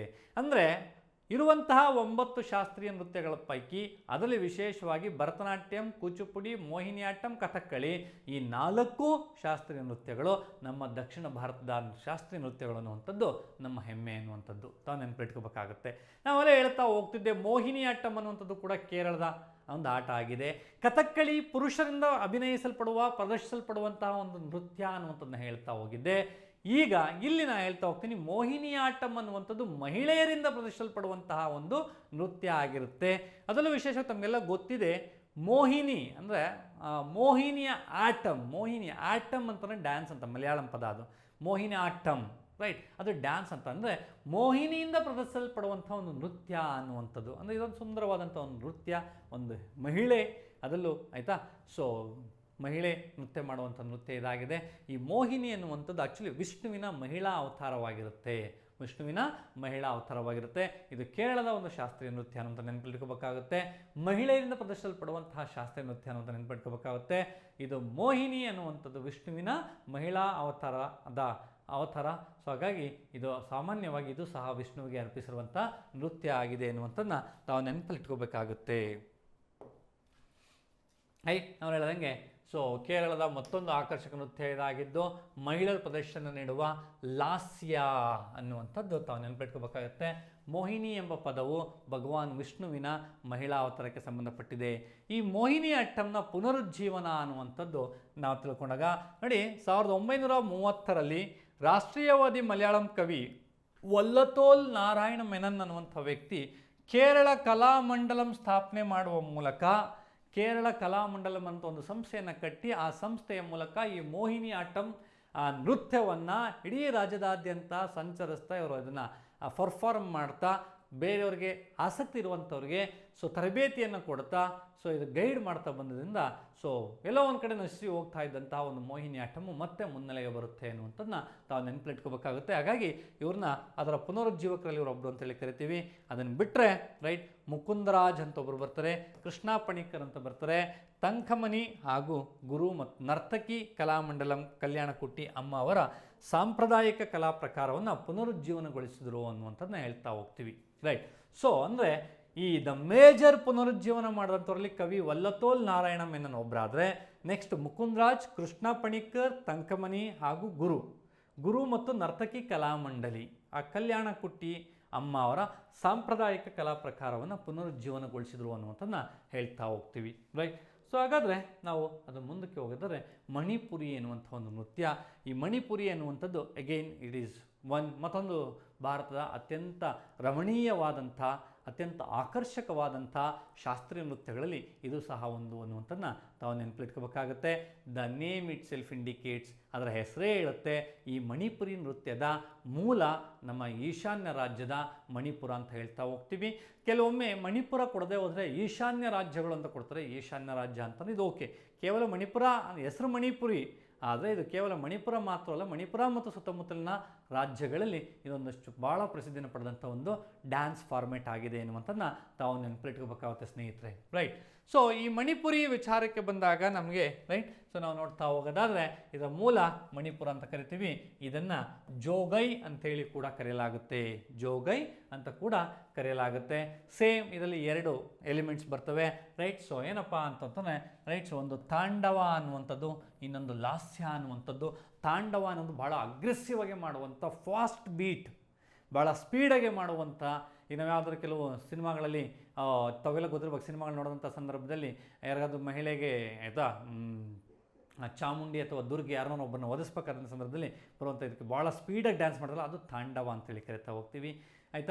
ಲಾಸ್ಯ ಅಂತ ಬಂದಾಗ ಅದು ಭಾಳ ಭಾವನೆ ಮತ್ತು ಭಾವಾತ್ಮಕ ಅಂದರೆ ಲವ್ವನ್ನು ಸ್ಪ್ರೆಡ್ ಮಾಡುವಂಥದ್ದು, ಸೌಮ್ಯವಾಗಿ ನೃತ್ಯವನ್ನು ಮಾಡುವಂಥದ್ದಕ್ಕೆ ನಾವು ಲಾಸ್ಯ ಅಂಥೇಳಿ ಕರಿತಾ ಹೋಗ್ತೀವಿ. ತಾವು ನೆನಪಿಟ್ಕೋಬೇಕಾಗುತ್ತೆ. ಎಗೈನ್ ತಾಂಡವ ಮಣಿಪುರಿ ನೃತ್ಯದಲ್ಲಿ ಶಿವ ಮತ್ತು ಕೃಷ್ಣನ ವಿಷಯಗಳನ್ನು ಅವ್ರನ್ನ ಯೋಧರಂತೆ ಚಿತ್ರೀಕರಿಸಲಾಗುತ್ತೆ ಅನ್ನುವಂಥದ್ದನ್ನ ತಾವು ನೆನಪಿಟ್ಕೋಬೇಕಾಗುತ್ತೆ. ಎಸ್ಪೆಷಲಿ ಈ ಲಾಸ್ಯ ಅನ್ನುವಂಥ ವಿಚಾರ ಬಂದಾಗ ಇಲ್ಲಿ ರಾಧಾ ಮತ್ತು ಕೃಷ್ಣೆಯರ ಒಂದು ಪ್ರೇಮ ಕಥೆ ಅಥವಾ ರಾಧಾ ಕೃಷ್ಣರ ಪ್ರೇಮ ಕಥೆಯನ್ನು ಇಲ್ಲಿ ಬಿಂಬಿಸಲಾಗುತ್ತೆ. ಅದನ್ನು ಹೇಳ್ತಾ ಹೋಗ್ತಾರೆ ಈ ನೃತ್ಯದ ಮೂಲಕ ಅನ್ನುವಂಥದ್ದನ್ನ ತಾವು ನೆನಪಲ್ಲಿಟ್ಕೋಬೇಕಾಗುತ್ತೆ ಸ್ನೇಹಿತರೆ. ಅದನ್ನು ಹೊರತುಪಡಿಸಿದರೆ ನೆಕ್ಸ್ಟು ಇಲ್ಲಿ 3 ವಿಭಾಗ ಅಂದರೆ 3 ರೀತಿ ಬರ್ತವೆ ಈ ಮಣಿಪುರಿ. ಇದರಲ್ಲಿ ಏನಾಗುತ್ತಪ್ಪ ಅಂದರೆ 3 ಥರ ಬರುತ್ತೆ. ಒಂದು ತಾಲ್ ರಸಕ್ ಅಂತ ಹೇಳ್ತಾರೆ, ಇನ್ನೊಂದು ದಂಡ ರಸಕ್ ಅಂತಾರೆ, ಮತ್ತೊಂದು ಮಂಡಲ ರಸಕ್ ಅಂತ ಹೇಳ್ತಾರೆ. ಈ ತಾಲ್ ರಸಕ್ ಅಂದರೆ ತಾಲ್ ಚಪ್ಪಾಳೆ ಹೊಡೆಯುವಂಥದ್ದು, ಅಂದರೆ ಇದು ಚಪ್ಪಾಳೆಯೊಂದಿಗೆ ಇರುತ್ತೆ, ಡ್ಯಾನ್ಸನ್ನು ಮಾಡ್ತಾ ಮಾಡ್ತಾ ಚಪ್ಪಾಳೆ ಹೊಡಿತಾ ಇರ್ತಾರೆ. ದಂಡ ರಸಕ್ ಅನ್ನುವಂಥದ್ದು ಏನಪ್ಪ ಆಗುತ್ತೆ ಅಂತಂದರೆ ಇದು ಕೋಲಾಟವನ್ನು ಒಳಗೊಂಡಿರುತ್ತೆ. ನಮ್ಮಲ್ಲಿ ಆ ಕೃಷ್ಣ ಮತ್ತು ರಾಧಾ ಅವರೇನಿದೆ ಅವರ ಪ್ರೀತಿಯ ಕಥೆಯನ್ನು, ಪ್ರೇಮ ಕಥೆಯನ್ನು, ನವಿರಾದ ಪ್ರೇಮ ಕಥೆಯನ್ನು ವ್ಯಕ್ತಪಡಿಸ್ಬೇಕಾದ್ರೆ ಕೋಲಾಟದ ಮೂಲಕ ಡ್ಯಾನ್ಸ್ ಮಾಡ್ಕೊಂಡು ಅದನ್ನು ವ್ಯಕ್ತಪಡಿಸಲಾಗುತ್ತೆ ಅನ್ನುವಂಥದ್ದನ್ನ ತಾವು ನೆನಪಿಟ್ಕೋಬೇಕಾಗುತ್ತೆ. ತಾಲ್ ರಸಕ್ಕಲ್ಲಿ ದಂಡಗಳನ್ನು ಬಳಸೋದಿಲ್ಲ, ಕಟ್ಟಿಗೆಗಳನ್ನು ಬಳಸೋದಿಲ್ಲ. ಬಟ್ ದಂಡ ರಸಕ್ಕಲ್ಲಿ ಕೋಲಾಟ ಅಂದರೆ ಕಟ್ಟಿಗೆಗಳನ್ನು ಬಳಸ್ತಾ ಹೋಗ್ತಾರೆ. ಅದು ಬಿಟ್ಟರೆ ಮಂಡಲ್ ರಸಕ್ ಅಂತ ಹೇಳ್ತಾ ಹೋಗ್ತೀವಿ. ಇದು ಮಂಡಲ್ ರಸಕ್ ಅನ್ನುವಂಥ it's not A single persons. ನಾನು ಹೇಳಿದಂಗೆ ಇಲ್ಲಿ ಕೃಷ್ಣ ವೇಷಧಾರಿಯನ್ನು ವೇಷವನ್ನು ತೊಟ್ಟಂಥ ಒಬ್ಬನ ಮಧ್ಯದಲ್ಲಿ ನಿಲ್ಲಿಸಿ ಸುತ್ತ ಗೋಪಿಕಾ ಸ್ತ್ರೀಯರು ವೃತ್ತಾಕಾರದಲ್ಲಿ ನೃತ್ಯ ಮಾಡುವಂಥದ್ದಕ್ಕೆ ನಾವು ಮಂಡಲ್ ರಸಕ್ ಅಂತೇಳಿ ಕರಿತಾ ಹೋಗ್ತೀವಿ. ತಾವು ನೆನಪಿಟ್ಕೋಬೇಕಾಗುತ್ತೆ. ಮಣಿಪುರಿ ನೃತ್ಯಗಾರರು, ಫೇಮಸ್ ಮಣಿಪುರಿ ನೃತ್ಯಗಾರರು ಗುರು ಬಿಪಿನ್ ಸಿನ್ಹಾ, ನಿರ್ಮಲಾ ಮೆಹತಾ ಮತ್ತು ಸವಿತಾ ಅನ್ನುವಂಥವ್ರನ್ನ ತಾವು ನೆನಪಲ್ಲಿಟ್ಕೋಬೇಕಾಗುತ್ತೆ ಸ್ನೇಹಿತರೆ. ಇನ್ನು 8ನೇ ಸೊ ಶಾಸ್ತ್ರೀಯ ನೃತ್ಯ ಅದು ಸತ್ತಾರಿಯ ಅಥವಾ ಸಾತ್ರಿಯ ಅನ್ನುವಂಥದ್ದು. ಇದೂ ಸಹ ಅಗೈನ್ ವೈಷ್ಣವ ಧರ್ಮದ ಒಂದು ನೃತ್ಯ ಪ್ರಕಾರಗಳಿದೊಂದಾಗಿದೆ ಅನ್ನುವಂಥದ್ದನ್ನ ತಾವು ನೆನಪಿಟ್ಕೋಬೇಕಾಗುತ್ತೆ. ಈ ಸಾತ್ರಿಯ ಅಥವಾ ಸತ್ತಾರಿಯ ನೃತ್ಯದ ಮೇಲೆ ನಮ್ಮ ಕಾಂಪಿಟೇಟಿವ್ ಎಕ್ಸಾಮಲ್ಲಿ ಸಾಕಷ್ಟು ಸಲ ಈಗಾಗಲೇ ಪ್ರಶ್ನೆಗಳನ್ನು ಕೇಳಿದರೆ, ಸೊ ಹಾಗಾಗಿ ನಾವು ಇದನ್ನು ಹೇಳ್ತಾ ಹೋಗ್ತೀವಿ. ಇದರ ಮೂಲ ಯಾವುದಪ್ಪ ಅಂತಂದರೆ ಅಸ್ಸಾಂ ಅನ್ನುವಂಥದ್ದನ್ನ ತಾವು ನೆನಪಿಟ್ಕೋಬೇಕಾಗುತ್ತೆ. ಮೂಲ ಯಾವುದಪ್ಪ? ಅಸ್ಸಾಂ ಅನ್ನುವಂಥದ್ದನ್ನ ತಾವು ನೆನಪಲ್ಲಿಟ್ಕೋಬೇಕಾಗುತ್ತೆ ಸ್ನೇಹಿತರೆ. ರೈಟ್, ಇದು ನಾವು ಹೇಳ್ದಂಗೆ ಸತ್ತಾರಿಯ ನೃತ್ಯವನ್ನು 2000ರಲ್ಲಿ ಸಂಗೀತ ನಾಟಕ ಅಕಾಡೆಮಿ, ಆಯಿತಾ, ಸಂಗೀತ ಮತ್ತು ನಾಟಕ ಅಕಾಡೆಮಿ ಶಾಸ್ತ್ರೀಯ ನೃತ್ಯ ಅನ್ನುವಂಥದಕ್ಕೆ ಸ್ಥಾನಮಾನವನ್ನು ಕೊಡ್ತಾ ಹೋಗುತ್ತೆ. ಈ ನೃತ್ಯ ರೂಪಕಲ್ಪಕರು ಅಥವಾ ಇದರ ಕಲ್ಪನೆ ಅಥವಾ ಇದರ ಏನು ಸಂಯೋಜಕರು, ನೃತ್ಯವನ್ನು ಸಂಯೋಜನೆ ಮಾಡಿದಂಥವರು 15ನೇ ಶತಮಾನದಲ್ಲಿ ಭಕ್ತಿ ಚಳುವಳಿಯ ಒಬ್ಬ ವಿದ್ವಾಂಸ ಸಂತ ಶ್ರೀಮಂತ ಶಂಕರದೇವ ಅನ್ನುವಂಥ ವ್ಯಕ್ತಿ. ಸಂತ ಶ್ರೀಮಂತ ಶಂಕರದೇವ ಅನ್ನುವಂಥ ವ್ಯಕ್ತಿ ಈ ನೃತ್ಯದ ವಿನ್ಯಾಸವನ್ನು ಮಾಡ್ತಾರೆ. ರೈಟ್, ಸೊ ಅದನ್ನು ನಮ್ಮೆಲ್ಲರೂ ಕೇಳ್ತಾರೆ, ತಾವು ನೆನಪಲ್ಲಿಟ್ಕೋಬೇಕಾಗುತ್ತೆ.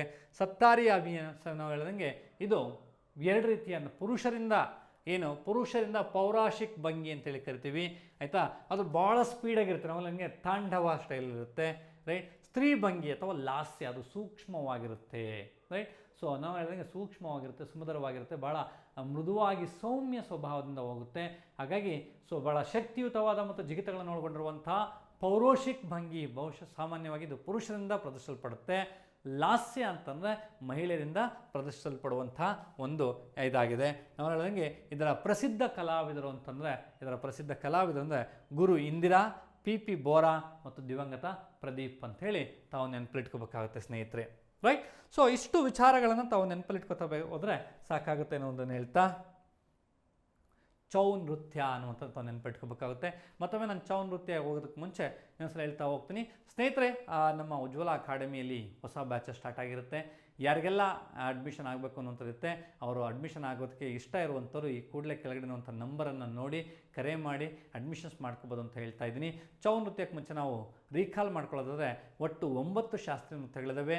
8 ನೃತ್ಯಗಳಿಗೆ ಸಂಗೀತ ಮತ್ತು ನಾಟಕ ಅಕಾಡೆಮಿಯಿಂದ ಶಾಸ್ತ್ರೀಯ ನೃತ್ಯ ಸ್ಥಾನಮಾನ ಸಿಕ್ಕಿದರೆ ಒಂದಕ್ಕೆ, ಆಯಿತಾ, ಈ ಚೌ ನೃತ್ಯ ಅನ್ನುವಂಥ ಒಂದು ನೃತ್ಯಕ್ಕೆ ಸೊ ಮಿನಿಸ್ಟ್ರಿ ಆಫ್ ಕಲ್ಚರಿಂದ ಶಾಸ್ತ್ರೀಯ ನೃತ್ಯದ ಸ್ಥಾನಮಾನ ಸಿಕ್ಕಿದೆ ಅನ್ನುವಂಥದ್ದನ್ನ ತಾವು ನೆನಪಿಟ್ಕೋಬೇಕಾಗುತ್ತೆ.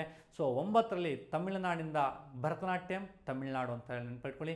ಕಥಕ್ ಉತ್ತರ ಪ್ರದೇಶ ಅಥವಾ ಉತ್ತರ ಭಾರತದ ಬಹುಭಾಗ, ಕಥಕ್ಕಳಿ ಕೇರಳ, ಮೋಹಿನಿಯಟ್ಟಂ ಆಯಿತಾ ಕೇರಳ, ಕೂಚುಪುಡಿ ಆಂಧ್ರ ಪ್ರದೇಶ್, ಒಡಿಸ್ಸಾ, ಮಣಿಪುರ. ರೈಟ್, ಸೊ ಹೀಗೆ ಈ ಡ್ಯಾನ್ಸ್ಗಳು ಎಲ್ಲಿ ಆರಂಭವಾದವು ಅನ್ನುವಂಥದ್ದನ್ನ 8 ಡ್ಯಾನ್ಸ್ಗಳು, 8 ಬಗ್ಗೆ ತಾವು ನೆನಪಿಡ್ಬೋದು. ಸತ್ತಾರಿಯ ಅಸ್ಸಾಂ. ಈಗ 9ನೇ ಡ್ಯಾನ್ಸು ಚೌ ನೃತ್ಯ ಅನ್ನುವಂಥದ್ದು ಬರುತ್ತೆ. ಇದು ಚೌ ನೃತ್ಯ, ಚೌ ಅಂದರೆ ಛಾಯೆ ಅನ್ನುವಂಥದ್ದು, ನೆರಳು ಅನ್ನುವಂಥದ್ದು, ಶಾಡೋ ಅನ್ನುವಂಥ ಅರ್ಥ ಬರುತ್ತೆ ಸಂಸ್ಕೃತದಲ್ಲಿ. ರೈಟ್, ಸೊ ನೋಡೋದಾದರೆ ಇದು ಜಾನಪದ, ಬುಡಕಟ್ಟು ಮತ್ತು ಸಮರ ಕಲೆಗಳ ಮಿಶ್ರಣ ಆಗಿದೆ. ಚೌ ಅಥವಾ ಛಾಯಾದಿಂದ ಬಂದಿದೆ, ನೆರಳು ಅನ್ನುವಂಥದ್ದು ಅರ್ಥ ಆಗುತ್ತೆ. ಅಥವಾ ಇದಕ್ಕೆ ಮುಖವಾಡ ಅನ್ನುವಂಥ ಅರ್ಥ ಕೂಡ ಬರುತ್ತೆ. ಇಲ್ಲಿ ಮುಖವಾಡಗಳನ್ನು ಹಾಕಿಕೊಂಡು ನೃತ್ಯ ಮಾಡೋದಕ್ಕೆ ಇದಕ್ಕೆ ಮುಖವಾಡ, ಆಯಿತಾ. ಸೊ 3 ಬೇರೆ ಬೇರೆ ಪ್ರದೇಶದಲ್ಲಿ ಹುಟ್ಟಿಕೊಂಡಿದೆ. ವಿಭಿನ್ನ ಪ್ರದೇಶಗಳಲ್ಲಿ ನೃತ್ಯವನ್ನು ಪ್ರದರ್ಶನ ಮಾಡಲಾಗುತ್ತೆ. ಅದರಲ್ಲಿ ಮೊದಲನೇದು ಸೇರೈಕೆಲ್ಲ ಚೌ ಅನ್ನುವಂಥ ಒಂದು ಡ್ಯಾನ್ಸು. ಈ ಸೇರೈಕೆಲ್ಲ ಚೌ ಅನ್ನುವಂಥ ಡ್ಯಾನ್ಸು ಜಾರ್ಖಂಡ್ ರಾಜ್ಯದ ಕರ್ಸಾವನ್ ಜಿಲ್ಲೆಯ ಸೇರೆಕಲ್ಲ ಅನ್ನುವಂಥದ್ದಲ್ಲಿ ಸೊ ಈ ಪ್ರದೇಶದಲ್ಲಿ ಉಗಮ ಆಗಿದೆ ಅನ್ನುವಂತ ಹೇಳ್ತಾರೆ. ಹಂಗಾಗಿ ಇದನ್ನು ಸೇರೆಕಲ್ಲ ಡ್ಯಾನ್ಸ್ ಅಂತ ಕೂಡ ಕರಿತಾ ಹೋಗ್ತೀವಿ. ಇದು ಜಾರ್ಖಂಡ್ ರಾಜ್ಯದ ಕರ್ಸನಾವ್ ಜಿಲ್ಲೆಯ ಸೇರೆಕಲ್ಲ ಎನ್ನುವಂಥ ಬಳಿ ಇದು ಈ ಪ್ರದೇಶದಲ್ಲಿ ಇದು ಉಗಮ ಆಗಿದೆ. ಹಾಗಾಗಿ ಇದನ್ನು ಸೇರೆಕಲ್ಲ ಚೌ ಅಂತೇಳಿ ಕರಿತಾ ಹೋಗ್ತೀವಿ. ತಾವು ನೆನಪಿಟ್ಕೋಬೇಕಾಗುತ್ತೆ. ಇದು ಸಾಮಾನ್ಯವಾಗಿ ಪುರುಷರು ಪ್ರದರ್ಶಿಸುವಂಥ ಒಂದು ಸಮರ ಕಲೆಯಾಗಿದೆ. ಸೇರೆಕಲ್ಲ ಚೌ ಅನ್ನುವಂಥದ್ದು ಯಾರಿಂದ ಪ್ರದರ್ಶಿಸಲ್ಪಡುತ್ತಪ್ಪ ಅಂದರೆ ಪುರುಷರಿಂದ ಪ್ರದರ್ಶಿಸಲ್ಪಡುತ್ತೆ ಅನ್ನುವಂಥ ವಿಚಾರವನ್ನು ತಾವು ನೆನಪಿಟ್ಕೋಬೇಕಾಗುತ್ತೆ. ಆಮೇಲೆ ಮತ್ತೊಂದು ಮಯೂರ್ಭಂಜ್ ಚೌ ಅಂತ ಇರುತ್ತೆ. ಮಯೂರ್ಭಂಜ್ ಚೌ ಅನ್ನುವಂಥದ್ದು ಒಡಿಸ್ಸಾದ ಮಯೂರ್ಭಂಜ್ ಅನ್ನುವಂಥ ಒಂದು ಏನು ಜಿಲ್ಲೆ ಇದೆ, ಆ ಜಿಲ್ಲೆಯ ಅಥವಾ ಆ ಭಾಗದಲ್ಲಿ ಈ ನೃತ್ಯವನ್ನು ಪ್ರದರ್ಶಿಸಲ್ಪಡುತ್ತೆ. ಇದು ಅಲ್ಲಿಂದ ವಿಕಸನಗೊಂಡಂಥ ನೃತ್ಯ ಆಗಿದೆ. ಹಾಗಾಗಿ ಇದನ್ನು ಮಯೂರ್ಭಂಜ್ ಚೌ ಅಂತೇಳಿ ಕರಿತಾ ಹೋಗ್ತೀವಿ. ನಾವು ಪುರುಲಿಯಾ ಚೌ ಅಂತ ಬರುತ್ತೆ ಮೂರನೇದು. ಈ ಪುರುಲಿಯಾ ಚೌ ಪಶ್ಚಿಮ ಬಂಗಾಳದಲ್ಲಿ ಪ್ರದರ್ಶಿಸಲ್ಪಡುವಂಥ ಒಂದು ಚೌ ಆಗಿದೆ. ಸೊ ಒಟ್ಟಾರೆಯಾಗಿ ಈ 8 ಮತ್ತು 1 9 ಇವುಗಳನ್ನು ನಾವು ಭಾರತದಲ್ಲಿ ಶಾಸ್ತ್ರೀಯ ನೃತ್ಯಗಳು ಅಂತೇಳಿ ನಾವು ಕರಿತಾ ಹೋಗ್ತೀವಿ. ಸೊ ನಮ್ಮ ಇಂದಿನ ಎಲ್ಲ ಹಳೆಯ ಪ್ರಶ್ನೆ ಪತ್ರಗಳನ್ನು ನೋಡ್ತಾ ಹೋದಾಗ ಖಂಡಿತವಾಗಲೂ ಇವುಗಳ ಮೇಲೆ ಪ್ರಶ್ನೆಗಳನ್ನ ಕೇಳಿದರೆ ಸಾಕಷ್ಟು ಬಾರಿ ಕೇಳಿರೋದ್ರಿಂದ ಈ 9 ಏನು ನೃತ್ಯಗಳಿದ್ದಾವೆ ಇದು ನಮ್ಮ ಸ್ಪರ್ಧಾತ್ಮಕ ಪರೀಕ್ಷೆಗೆ ಭಾಳ ಇಂಪಾರ್ಟೆಂಟ್ ಆಗುತ್ತೆ. ತಾವೆಲ್ಲರೂ ಕೂಡ ಇದ್ರ ಬಗ್ಗೆ ತಿಳ್ಕೋಬೇಕು, ನೋಟ್ ಮಾಡ್ಕೊಳ್ಳಿ, ನೆನಪಲ್ಲಿಟ್ಕೊಳ್ಳಿ ಅಂತ ಹೇಳ್ತಾ ಮುಂದಿನ ವಿಡಿಯೋದಲ್ಲಿ ಭಾರತದ ಜಾನಪದ ನೃತ್ಯಗಳ ಬಗ್ಗೆ ಕೂಡ ಡಿಸ್ಕಷನ್ಸ್ ಮಾಡ್ತಾ ಹೋಗ್ತೀನಿ. ಸೊ ಆಮೇಲೆ ಕರ್ನಾಟಕದ ಜಾನಪದ ವಿಡಿಯೋಗಳ ಬಗ್ಗೆ, ಜಾನಪದ ನೃತ್ಯಗಳ ಬಗ್ಗೆ ಡಿಸ್ಕಷನ್ಸ್ ಮಾಡ್ತೀವಿ. ಭಾರತದ ಶಾಸ್ತ್ರೀಯ ಮತ್ತು ಜಾನಪದ ನೃತ್ಯ, ಕರ್ನಾಟಕದ ಜಾನಪದ ನೃತ್ಯ, ಈ ಮೂರನ್ನು ಕರೆಕ್ಟಾಗಿ ನೀವು ತಿಳ್ಕೊಂಡಿದ್ದೆ ಆದರೆ ನಿಮ್ಮ ಯಾವುದೇ ಪರೀಕ್ಷೆಗೆ ಅಟೆಂಡ್ ಆಗಿ ಒಂದು ಪ್ರಶ್ನೆ ಕಟ್ಟಿಟ್ಟ ಬುತ್ತಿಯಾಗಿರುತ್ತೆ. ಸೊ ಹಾಗಾಗಿ ಆ ಒಂದು ಪ್ರಶ್ನೆ ನಿಮ್ಮಿಂದ ಆಗಬೇಕು, ಅಥವಾ ನನ್ನ ಕ್ಲಾಸ್ ಕೇಳೋದ್ರಿಂದ ಒಂದು ಪ್ರಶ್ನೆ ನಿಮ್ಗೆ ಬಂದು ಸೊ ನಿಮಗೆ ಎಕ್ಸಾಮಲ್ಲಿ ಕೆಲಸ ಸಿಗುವಂತಾದರೆ, ಅಥವಾ ಎಲ್ಲೋ ಒಂದು ಕಡೆ ಒಂದು ಪ್ರಶ್ನೆ ಅನ್ನುವಂಥದ್ದು ಒಂದು ಸಲ ಒಬ್ಬನ್ನು ಕೆಲಸ ತೆಗೆದುಕೊಳ್ಳೋಕ್ಕೂ ಸಹಾಯ ಮಾಡುತ್ತೆ, ಇನ್ನೊಬ್ಬ ಆ ಕೆಲಸನ ಕಳ್ಕೊಳ್ಳೋದಕ್ಕೂ ಸಹಾಯ ಆಗುತ್ತೆ. ಹಾಗಾಗಿ ಯಾವುದನ್ನೂ ಕೂಡ ಬಿಡಬಾರ್ದು, ಹೆಚ್ಚು ತಾವು ಓದಬೇಕು, ಹೆಚ್ಚು ಸ್ಟಡಿ ಮಾಡಬೇಕು. ಸೊ ಹೆಚ್ಚು ಓದಿದಾಗ ಮಾತ್ರ ನೀವು ಕಾಂಪಿಟೇಟಿವ್ ಎಕ್ಸಾಮ್ಗೆ ಸಕ್ಸಸ್ ಆಗೋದಕ್ಕೆ ಸಾಧ್ಯ ಇದೆ ಅಂತ ಹೇಳ್ತಾ ನಾನು ಈ ವಿಡಿಯೋನ ಎಂಡ್ ಮಾಡ್ತಾ ಇದ್ದೀನಿ. ಧನ್ಯವಾದಗಳು. ಮುಂದಿನ ವಿಡಿಯೋದಲ್ಲಿ ಮತ್ತೆ ಭೇಟಿಯಾಗೋಣ. ಸೊ ಆ ವಿಡಿಯೋದಲ್ಲಿ ನಾನು ಬೇರೆ ಬೇರೆ ವಿಚಾರಗಳನ್ನ ಚರ್ಚೆ ಮಾಡ್ತಾ ಹೋಗೋಣ. Thank you very much. Thank you.